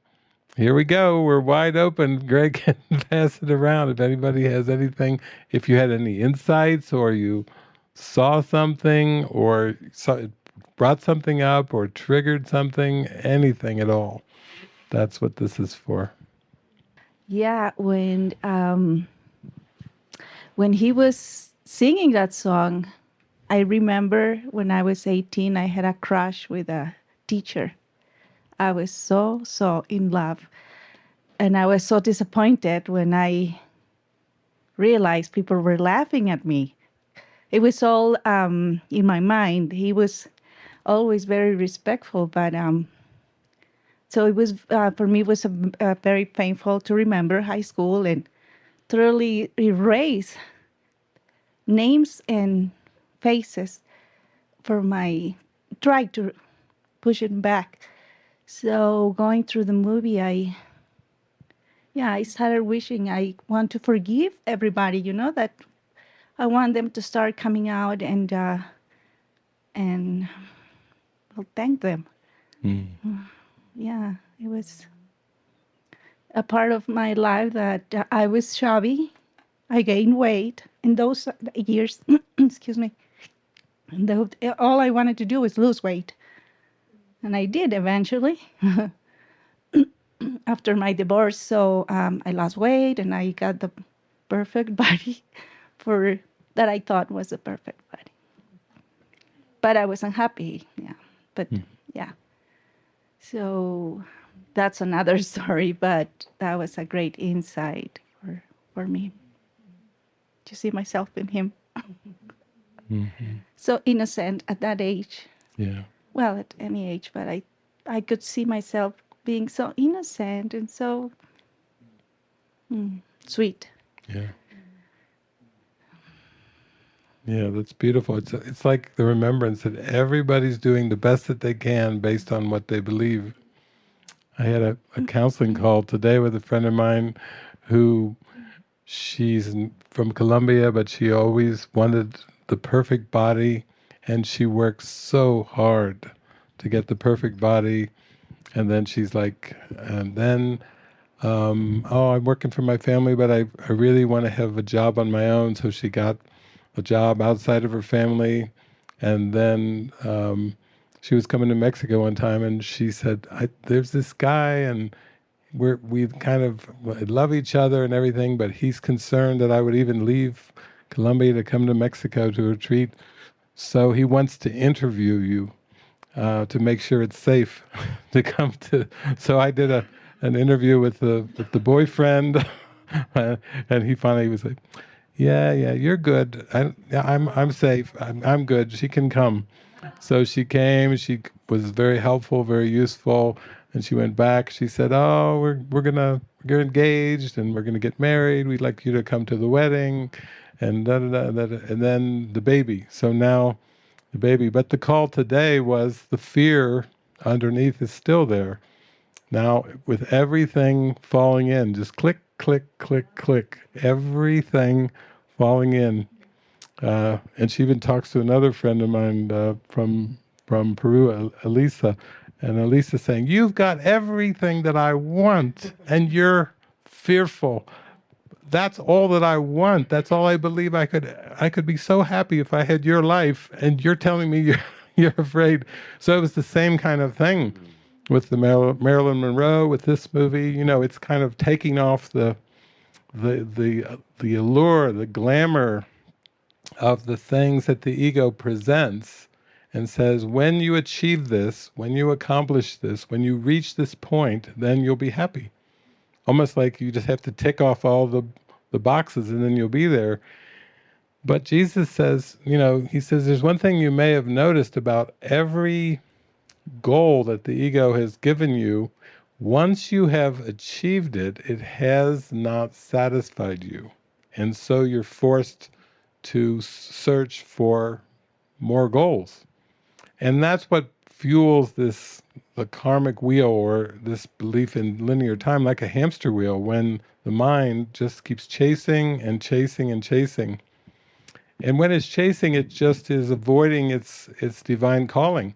I mean, all of us have a spark from God, a call from God to fulfill our part in the greater plan. And when we fulfill it, we're so happy. And when we stuff it down or we distract away from it, then it just seems to be like, oh no, what's going on? Why is this happening? Why is that happening? The fear.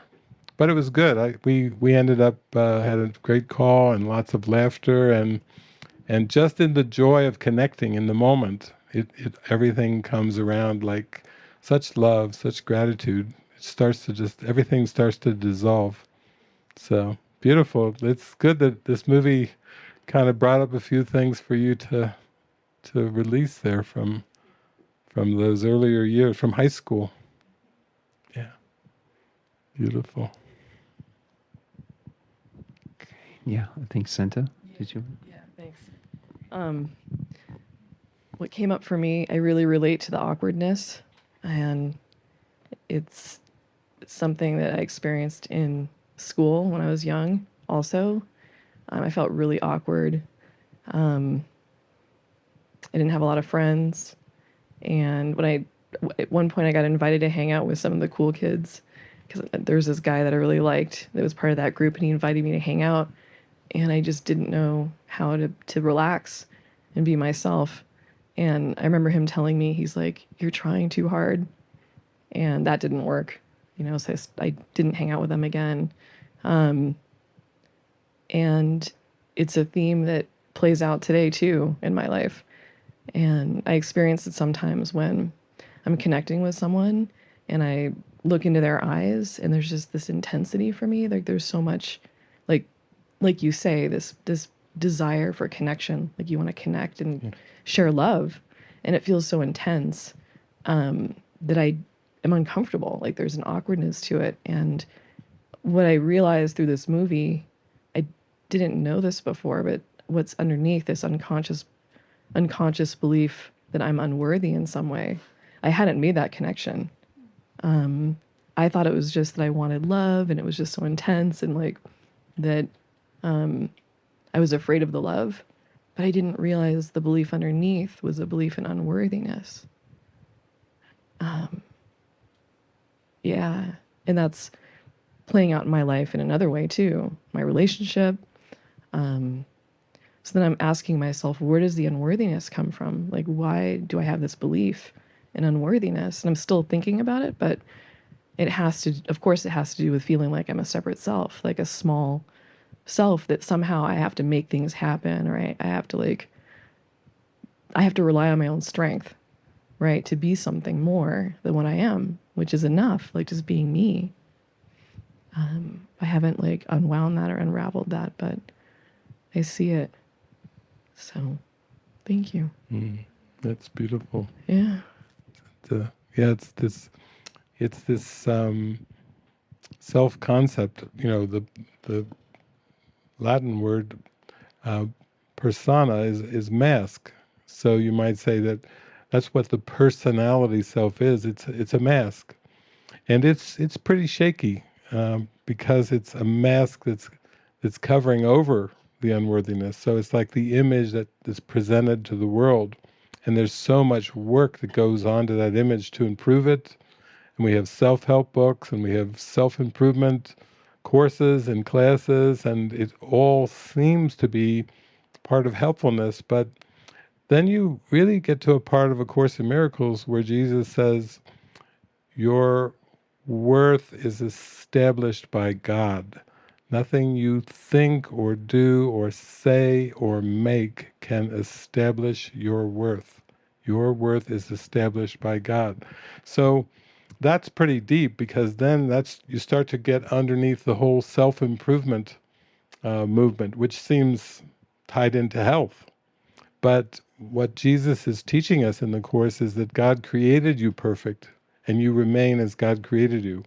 So you have always been perfect in your spiritual reality, but the mask and even the becoming, which we saw here, he was hoping, when he said, I'll show you, he said, I'll show you to the whole crowd. When he was so hurt, he took off. He said, I'm out of here, I'm leaving this town, I'll show you. And that was another attempt to just, I'll improve myself, and I'll show you that you were wrong about me. But still, it Jesus just showed that even after 10 years of that improvement, all that weight loss, working, making all that money, living in that LA house and having all those, going to parties and everything, it just, to the world, that would be a huge advance in self-improvement. But the movie was showing us, you could see how the same feelings were coming up, the same anger. I mean, he was fighting with his brother, he was fighting with Dusty, the anger was spewing out all over the place, the rage and everything. It just showed that the whole self-improvement game wasn't doing it. And I think there's some kind of relief in that, because that takes us off the hook of thinking we have to play this self-improvement game, and puts us more, I need to get into mind training. Wow, yeah, that's right, this course is about mind training, and I need to really devote myself to that in a very sincere way. And then you start to realize that if you're going to play the self-improvement game, that takes so much energy and effort, shaping the body, shaping the intellect, shaping the social skills, going for the achievements, building the resume, it's a lot of work. And then you've done it, and then you start to say, okay, there's still some unworthiness underneath there. And then you start to finally give yourself permission and say, okay, you got me, you're coming through loud and clear now. And it gives us the incentive, it gives us the spark for the spiritual journey. Because people have asked me over the last 30 years, don't you ever get tired of this? And, I'm like, are you kidding? It's like, I get more energized by this, by the calling, by answering the calling. That ignites the energy in the mind. He says rest does not come from sleeping, but from waking. And then you start to go, oh, I see. The more in tune I am, the more aligned, the more congruent, the more intuitive I am, the happier I am, the more joyful, the more free I feel. and it turns the table on the ego. Then you finally go, okay, this is the direction. Now I'm going to really give my heart to it. But before, it was kind of like, there's so much evidence in this world to keep up with the becoming, to keep up with the bigger, better, faster, more. It's like that's the goal of the world. Bigger, better, faster, more, grow old, get sick, and die. And then you have to say, sorry, I don't think I am going to go for that. There's got to be a better way. That's what Helen and Bill, that's how the Course came. There has to be a better way of living. The two people coming together in sincerity and saying there has to be a better way. And then, wow, it's touched so many people just from that yes. So thank you for sharing that and witnessing to that. Yeah. We're in this all the way. That's the fun part. Yeah. We'll keep watching movies till we have seen our last.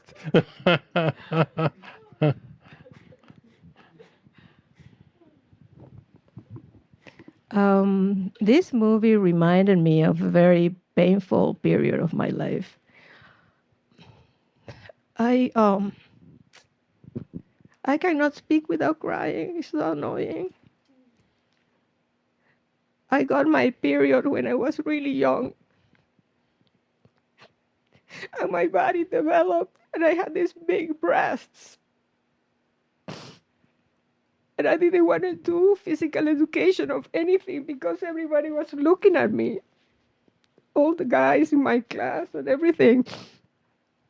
And even older men. And I used to wear very loose clothing because I didn't want to be seen. I hated that.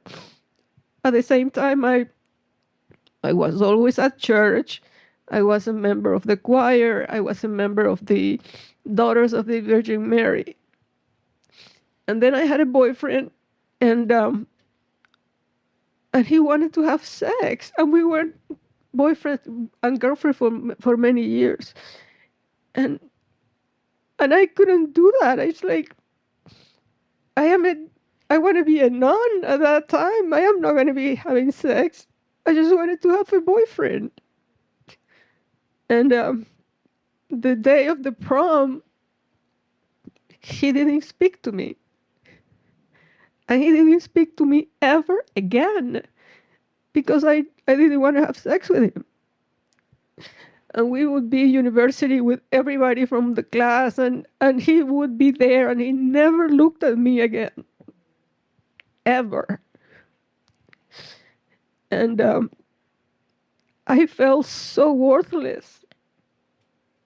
I felt like I was wanted for just one thing. And it was so painful. Because I want to be loved for something else.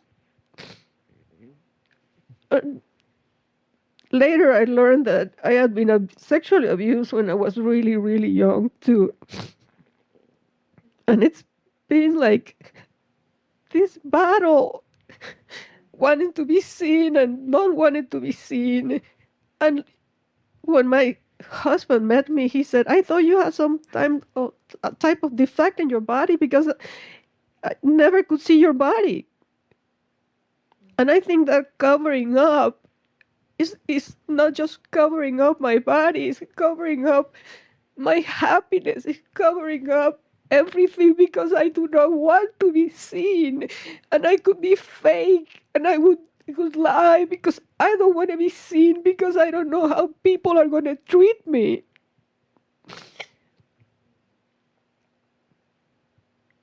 How can I be authentic and transparent when I don't want to be seen?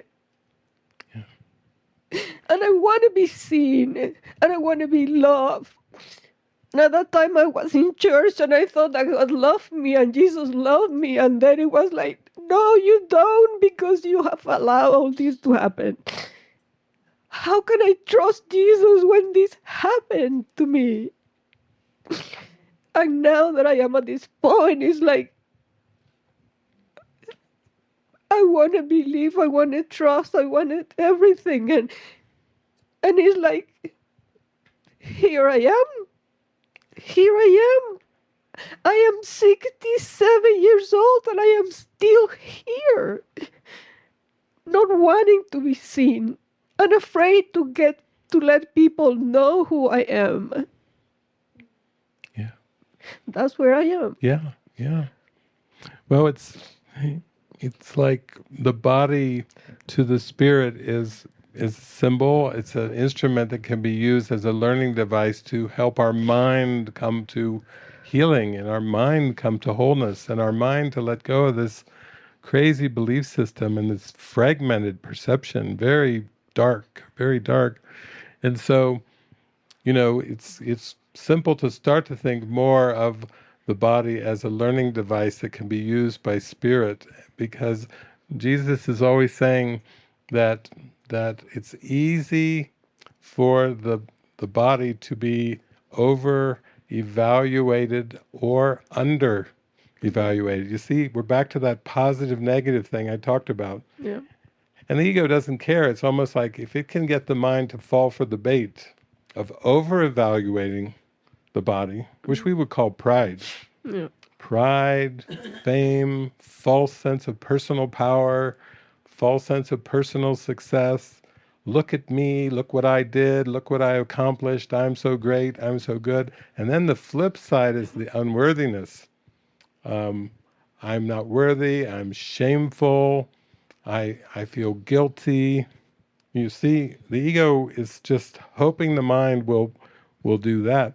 In fact, there's even a part in the Course in Miracles where Jesus says, I've been very, very careful to not overstate or understate my position to you. In other words, he's saying, I'm your equal. I'm your equal. There was even a time with Helen Schuckman and Bill Thetford where they were walking down the street in New York City and they saw a Catholic church, and Helen said to Bill, let's go in, let's go in. So, they have all the pews and the little things you can kneel on. So they walked down the aisle, they went down, and then Helen and Bill both went into the aisle and they both fell to their knees in this Catholic church, side by side praying, Bill and Helen. And then they looked up and there was Jesus. And Jesus walked around and he came right down into the aisle with them and knelt down next to them. Wow, that's just a lot of symbolism. Jesus he's not saying, don't hold me up, don't hold me down. I'm you. I really represent the real you. And I represent what you are destined to realize. Your innocence, your happiness, your joy, your kindness, your friendliness. But of course, the ego made the body so it could judge the body. Either judge it positively or negatively. And it is shocking. That was bringing back memories for you of how people looked at you, the expectations that people seem to have, including your boyfriend. You were like saying on the inside, you're feeling like, I'm a nun, I love God, and then, oh, it might be nice to have a boyfriend, but not get into the role, like sexuality, all the other things, like as friends. Very much like in this movie, at the beginning, she really was just wanting to see Chris as a friend. And she was good with that. She was very good with that, but he was wanting more. And then you could see the whole movie played that out. So in the end, it's like what Jesus wants for us is he wants us to learn to be so intuitive that we're just friendly towards everything and everyone. Like you would expect from a loving God. That we will feel more connected to God when we act God-like, like loving, friendly, kind, but not with all these expectations. So really I see that this is what the forgiveness is for you. You're just, all this is helping you bring it up one more time. It's hard to experience and there's a lot of hurt still with it, but But just this time, it's just let it come up just for the purpose of forgiving yourself.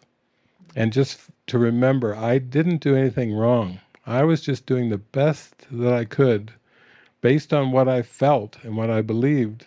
And now I'm here to go through another clearing and cleaning of all that. Because that's what your prayer was the first night, was I just want to know God. I'm not interested in books and seminars and doing all these things. I want to feel God's love. And this is part of it. So thank you. You did that for all of us. Yeah, I'm sure there are others that went through some very strange and awkward times during their young life, and it was just confusing. Yeah, just plain confusing. Yeah, very confusing. Yeah. Thank you. Thanks. I'm feeling to share, to expose the ego, because at the beginning I felt this shame, like huge shame, to still holding like this ego beliefs, and like, whoa, I saw like my still desiring for more and all this. Yeah, I want to expose it. Like, it's hard to to see it, but yeah, I felt shame. But at the same time, I stay in prayer here and asking for Jesus, and I realized a miracle that happened. Like, he showed me, and yeah, he invited me to stay there. And because I don't know, I look at you and I remember the first time we did this gathering, like in the Brazilian woods, was like I don't know, was like similar here. The wood was wood, the same color. yeah, the same color, and we had like The that beams. the beams. I don't know, and I look at and I remembered like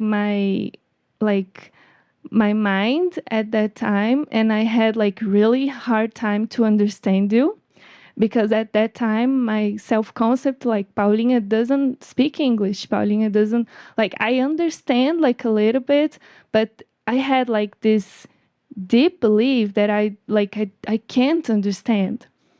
But my desire to understand what you were like speaking was bigger than this belief that I don't speak English or I don't understand English.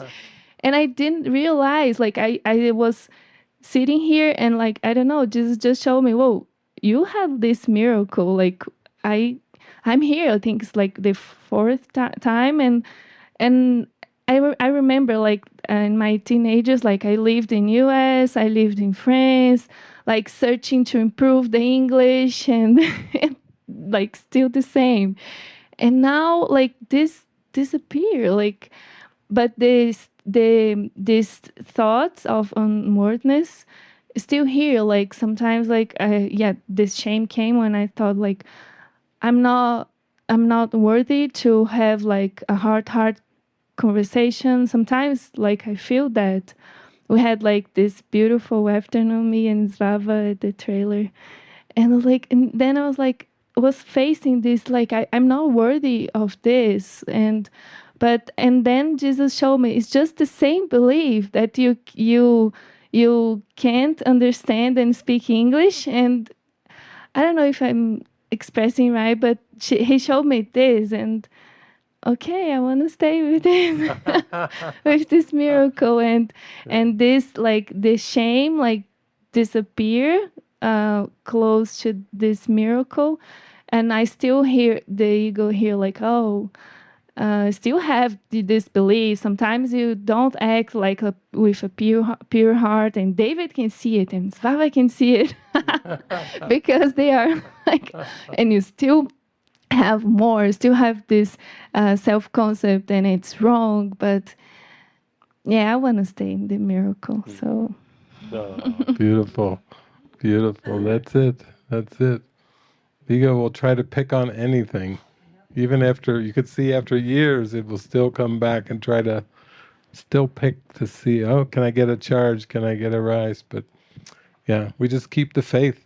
It takes a lot of faith to just hang in there through all this. So thank you for coming all the way from Brazil. That's beautiful.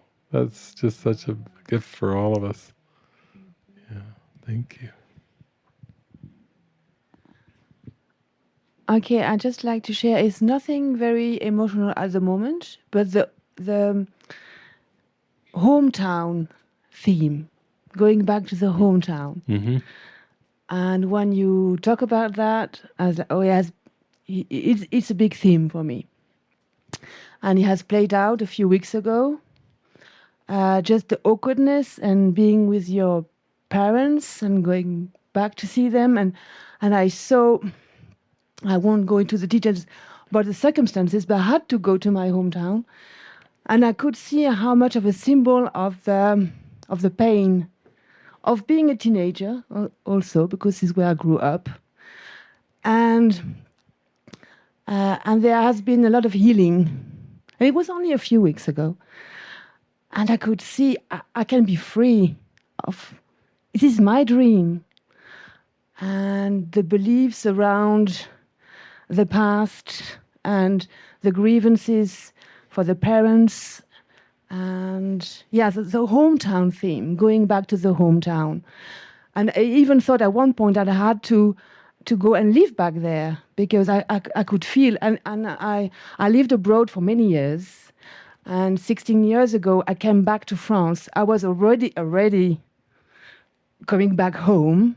And then I thought, okay, that's not good enough. Now I have to maybe to live in my hometown to get rid of those ghosts that keep haunting me. And I don't think that would be necessary, or even though I'm open to whatever the Spirit will guide me to do. But the healing that took place a few weeks ago was exactly that, to see the ghost of the past. And it was my story that I put on my mother and my father and all the fears. And I could see it was all my fears. And through facing of those fears, it could be healing for me and healing for them. Because I could release them from all that symbol of this, being in this town is like a nightmare for me. I don't want to go back there because it's too painful. There's so many memories. And so I wanted to share that. Beautiful. It's a big theme. Yeah, that's beautiful. It's beautiful to think.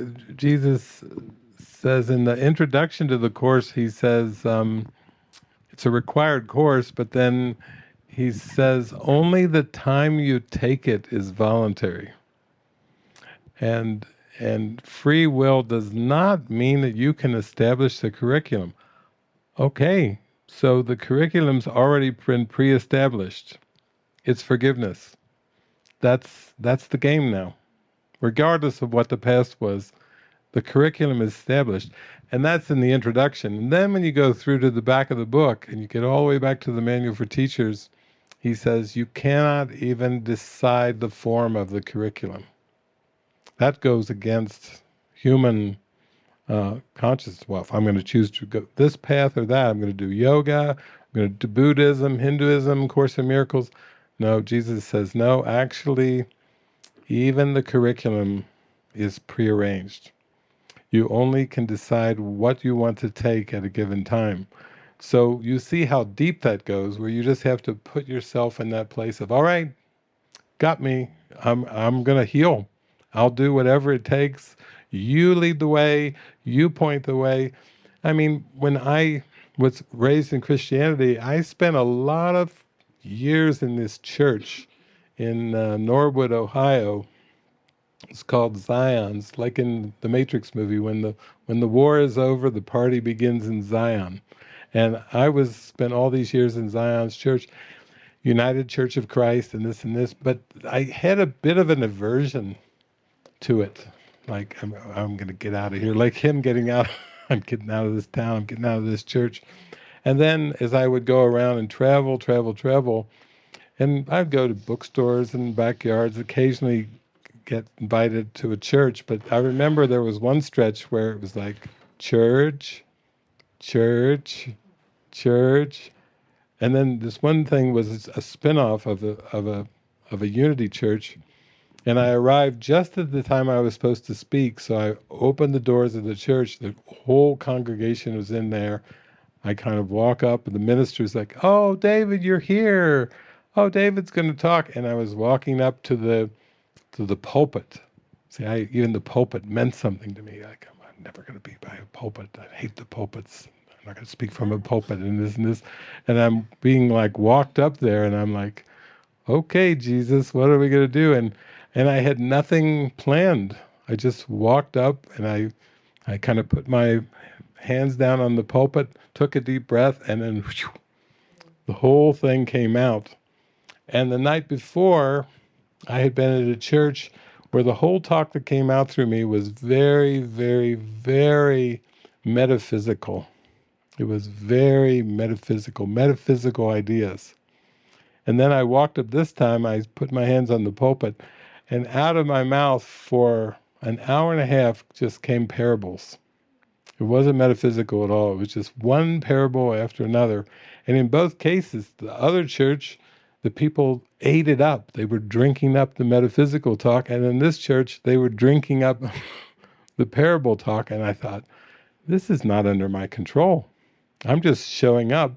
He's undoing all my beliefs and around churches, even all my connotations around churches.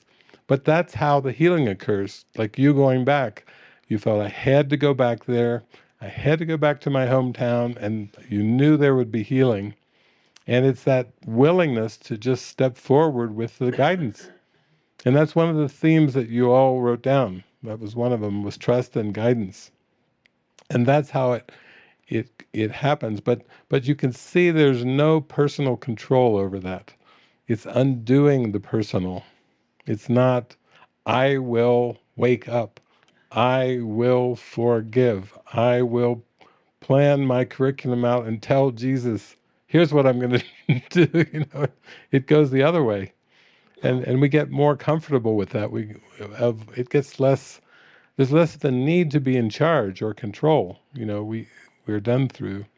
It's like, Anna, you mentioned that from going, like it's how easy it was for you to get caught up into the doer, just kind of almost go into autopilot. And then once you went to Mexico, and there's certain settings where it seems to start to relax a bit, and then you can start to relax into this flow coming through. And that's really a good symbol of how it works, where we were able to relax.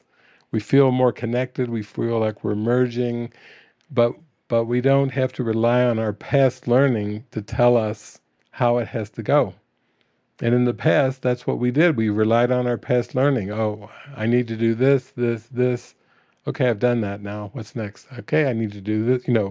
We wanted to plan the journey out. And this is more just allowance. That was another one of the themes, I think, allowance. Trust, inner listening, guidance, allowance. That's a big part of the whole thing. So that's great. That's a great witness to how we heal. You just were willing to go back there and just move through whatever it was. Visit the family. Yeah, do the whole thing.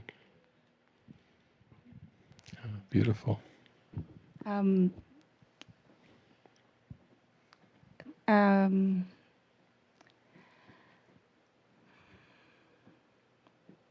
I think the movie portrays his life, or what we see. I could see all the wrong decisions that I did through my life, and there was always, one wrong decision after the other, and things were going bad and bad and bad. And a lot of victimism, right? I felt a victim for many years. And when after started the course, and I started accepting that, taking responsibility, and things started changing. And I could see that in the movie that you said, he's not connected. And now I can see that there was no connection. And I remember asking to myself, why are all these things happening? But there was no connection. I used to have terrible memory. I used to forget everything, the keys inside the car, my purse would get stolen, many things that my mind was all over the place, very confused for many years. And in the last 2 or 3 years, I noticed my memory improved. At work, I became more efficient. I started taking responsibility, and now I understand. I can see it all. It's connection. It's the connection and my prayer that I want to be right. Jesus, okay, that's it. I give myself, and I give up. I don't want to fight. I want to flow and be happy and laugh and be connected. And when I was telling you the other day, when I was driving and I said, okay, Jesus, you're going to be with me. And I put the radio and all these wonderful songs from the 80s and the 70s started playing. And I was going through the curves, singing, happy, connected. Mm-hmm. And wow. And then this is showing me what has been going on, right? It's like a comedy. Yeah. Life has been a comedy with a happy ending. Yeah. Nice. Thank you. Thank you. Yeah. How sweet.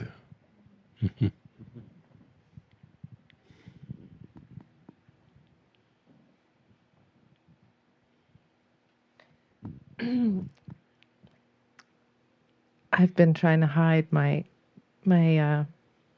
sharing, and I just want to expose. So I have I'm in a relationship where the person I'm with loves me and I love him, but I don't want the more that he wants. But I just feel like I know nothing. I'm so confused. I feel, if I'm continuing to be in this, it feels like it's a given relationship.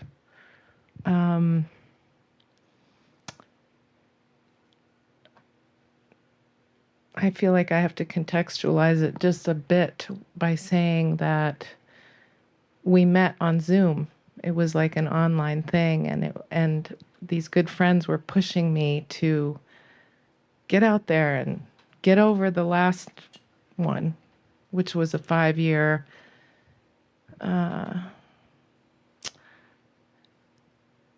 I don't even know what it was. I was a victim in that relationship, and I ended up blaming him because he seemingly betrayed, and I mean it was ending anyway. So this one, I met him on Zoom, and there was an instant, very deep, like, oh my God, have I met you before? And it turns out that his parents are buried in the same very, very, very small town up in New Hampshire, in the same graveyard as my grandparents.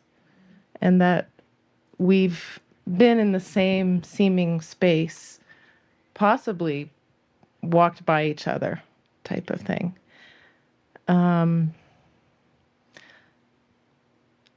So we spent quite a bit of time online just sharing stories and very, very deep sharing. And finally I said, why don't you come for the weekend? So he drives up in the van that I drove here in, that Christelle and I came in, that he lent us. And my heart sank because he was this small person. And I was like, oh, I don't feel attracted to this small man. And I found myself angry at this movie because, what if Chris had remained really overweight with the quadruple chin, would she have felt an attraction for him? I was pissed. I was like, just keep him the way he is and let her love him. And that's kind of what I feel all this guilt around my friend Chuck, because he doesn't have any money. He's really unstable. I lent him money. He was adopted, and I have this story in my mind that he wasn't nurtured, and so he says just laying next to you is enough. And I just feel like this ego is just so, like, what does the form matter, really, you know?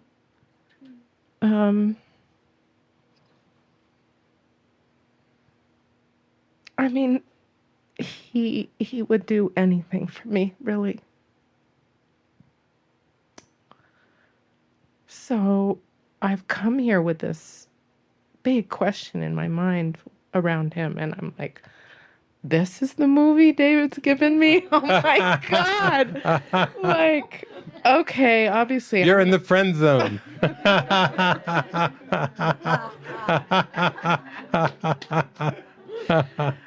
So I am laying myself bare because I don't know what's going on. I really don't. I feel like I try my best, and then but I can feel the mechanism of the ego. I mean, and I'm speaking generally, like, I don't sit and listen. I don't really, I mean, here I am saying, I want guidance. Well, sit down and listen. And I'm busy doing. And why am I so, the thing that I want so much is the thing I can see. I'm terrified of it. Like this whole annihilation and the no body thing. It's just so, I know I'm trying to understand something before I've taken the steps of the miracles and the trust and everything. But yeah, I just feel like a little fledgling. Yeah, thank you. Mm-hmm. Yeah, thank you, Anna. I think at the beginning of the movie, it seems like Jamie she had so many different relationships with so many different guys, and not that she felt like they were deep or profound, but she seemed to have Chris to just be like a best friend, and she seemed very relaxed. She would say, "Oh, come on in my bedroom," and she's jumping around on the bed and jumping on it, and here he is with his waddles going like this and his eyes like this, but you could see underneath it was all coming from his perception of wanting something from her. That's why she looked very kind of natural, like she was just grateful. And then she even said, "Why did you leave me? Like we were such good friends. You left me 10 years ago." But, I think if you go into the Course workbook lessons, there's basically one lesson where Jesus says, you think there's a kind of love for this and a kind of love for that. And he's saying there is only one love, and that's the love of God. So he's taking us slowly and saying, you believe that you can divide it up, and you can divide your relationships up, and you can rank them, and you can say, here's a friend, and here's a close friend, here's a best friend, here's a romantic, I'm getting married. You see, he's like, you're trying to slice and dice this up like different pieces of cheese, and you think the thicker pieces are more loving than the other ones, and then there's a puppy love and a love for this and a love for neighbors and a love for family. Just imagine all the rainbow colors of all the different kinds of love, and they're all learned of the ego. And how beautiful that Jesus is saying love is one. There is only one love, and that's the love of God. So he's just like giving us a fact, a spiritual fact. And he's saying, yeah, you're confused. Yeah, you don't understand how that could work. You can't imagine, based on your past, how this is going to go. But he's like saying, I'm with you, and I'm going to show you. I'll show you through experiences. You follow the guidance, and then I'll show you, and I'll show you. And because, the Course is basically saying, it's training us to be miracle workers and teachers of God. And, if I had told my parents when I was at pretty much any age, imagine coming back from church and I've got something to tell you at dinner tonight. I'm a miracle worker. That would have really went over big. Or worse, if I said I'm a teacher of God, they'd be like, "Oh, what got into him?" That would have been the whole topic for weeks. But actually, he's saying, yeah, I'm calling you to be a miracle worker, and you don't know how it's going to go, but you don't need to know. Like, I'm just stay intuitive with me, and then just let the experiences come. So with this man, it's that's not uncommon to meet somebody and have a very strong connection online, and then when you meet them in person, here's some more expectations coming up, and maybe they're not. Maybe you're shocked by them, or maybe you just said, "Oh, this is the way it is," and it's just what I feel. I can't force myself to do anything, and there you go. You've got some more things, but the kindness that you can offer, and the helpfulness, and the willingness to just be helpful. Like that prayer in the early part of the text, I am here only to be truly helpful. I am here to represent Him who sent me. I do not have to worry about what to say or what to do, for He who sent me will direct me. I'm content to be wherever He wishes me to be, knowing that He goes there with me, and I will be healed as I let Him teach me to heal. I would just recite that prayer over and over every time I'd walk through a doorway, just so I'd have something to aim for, something to remember, so I'm just not all scattered. I'd go to the grocery store, before I'd go into the little sliding doors, I'd quietly say the prayer, go to visit my grandmother, go to visit a friend, go somewhere. I would just calmly, quietly pray that prayer, which was more just me saying, I'm here, I'm available, and I want to remember what the real purpose is. Not to get the groceries, not to all the things of the world, but to be a witness for your love. Some kind of words that would focus me back on that. And then little by little, amazing things happened just from the willingness to do that. Amazing things happened time and time again, and I call them like miracles, like they were very convincing. And that washes away the confusion, that washes away the uncertainty that everyone has felt. So I think the only struggle comes in the awkwardness is if you're thinking, I got to put this relationship into some kind of box, and it feels awkward. And Jesus is just saying, no, you don't have to put it into a box. Just give it to me. Let me use it for my purposes, toward taking you toward love, towards the real love, the true love, agape, unconditional love. That's really what's happening. And it's just that the ego doesn't have a box. Or then you judge yourself for judging him. That's the one. Yeah. Then I'm acting out of guilt. Yeah. Then you're closed down. You're tightened. And I get bitchy. Hmm. And then I want him to attack me so that I can attack back. It's really, but underneath is this deep recognition. Like it's really in the eyes. It's, so I don't feel like I'm giving up. I'm willing to be out of the box. I don't really have an agenda or a, desire for a partner the way I used to be like, oh my God, I need somebody to complete me.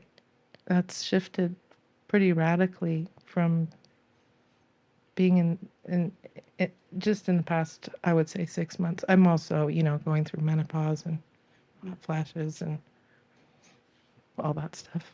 I think of it as pause. Hey, you got a little stand-up comedian coming out there too. That's nice. I got that in me. Yeah. That's good. Menstruation. You guys have heard that. Yeah, that's nothing new. No. It is? Oh my gosh. Yay. You have an audience. Santa's like, I'm there. But it has to do with month, I think. That's what anyway. Thank you very much. Okay. I'm here all week. For the cosmic relief. That's great. Yeah. Oh, that's wonderful.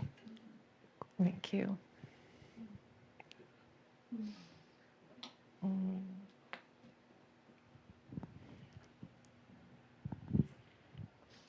Okay. Anyone else, or are we ready to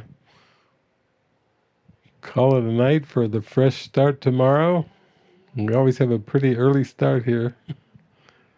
That's why we start at 5:30. Then 4 hours later, we can still get to bed and get up fresh tomorrow. Well, very good. Well, we will just, I think we have another movie that we talked about. Maybe wasn't tomorrow going to be kind of metaphysical? Yeah. Let's get metaphysical. Metaphysical. Yeah. This was just a great welcoming movie, with, wow, what acting. Yeah, really, yeah, you can really connect with it, I think, emotionally. Yeah, they were very raw. Very good, thank you. Sweet dreams.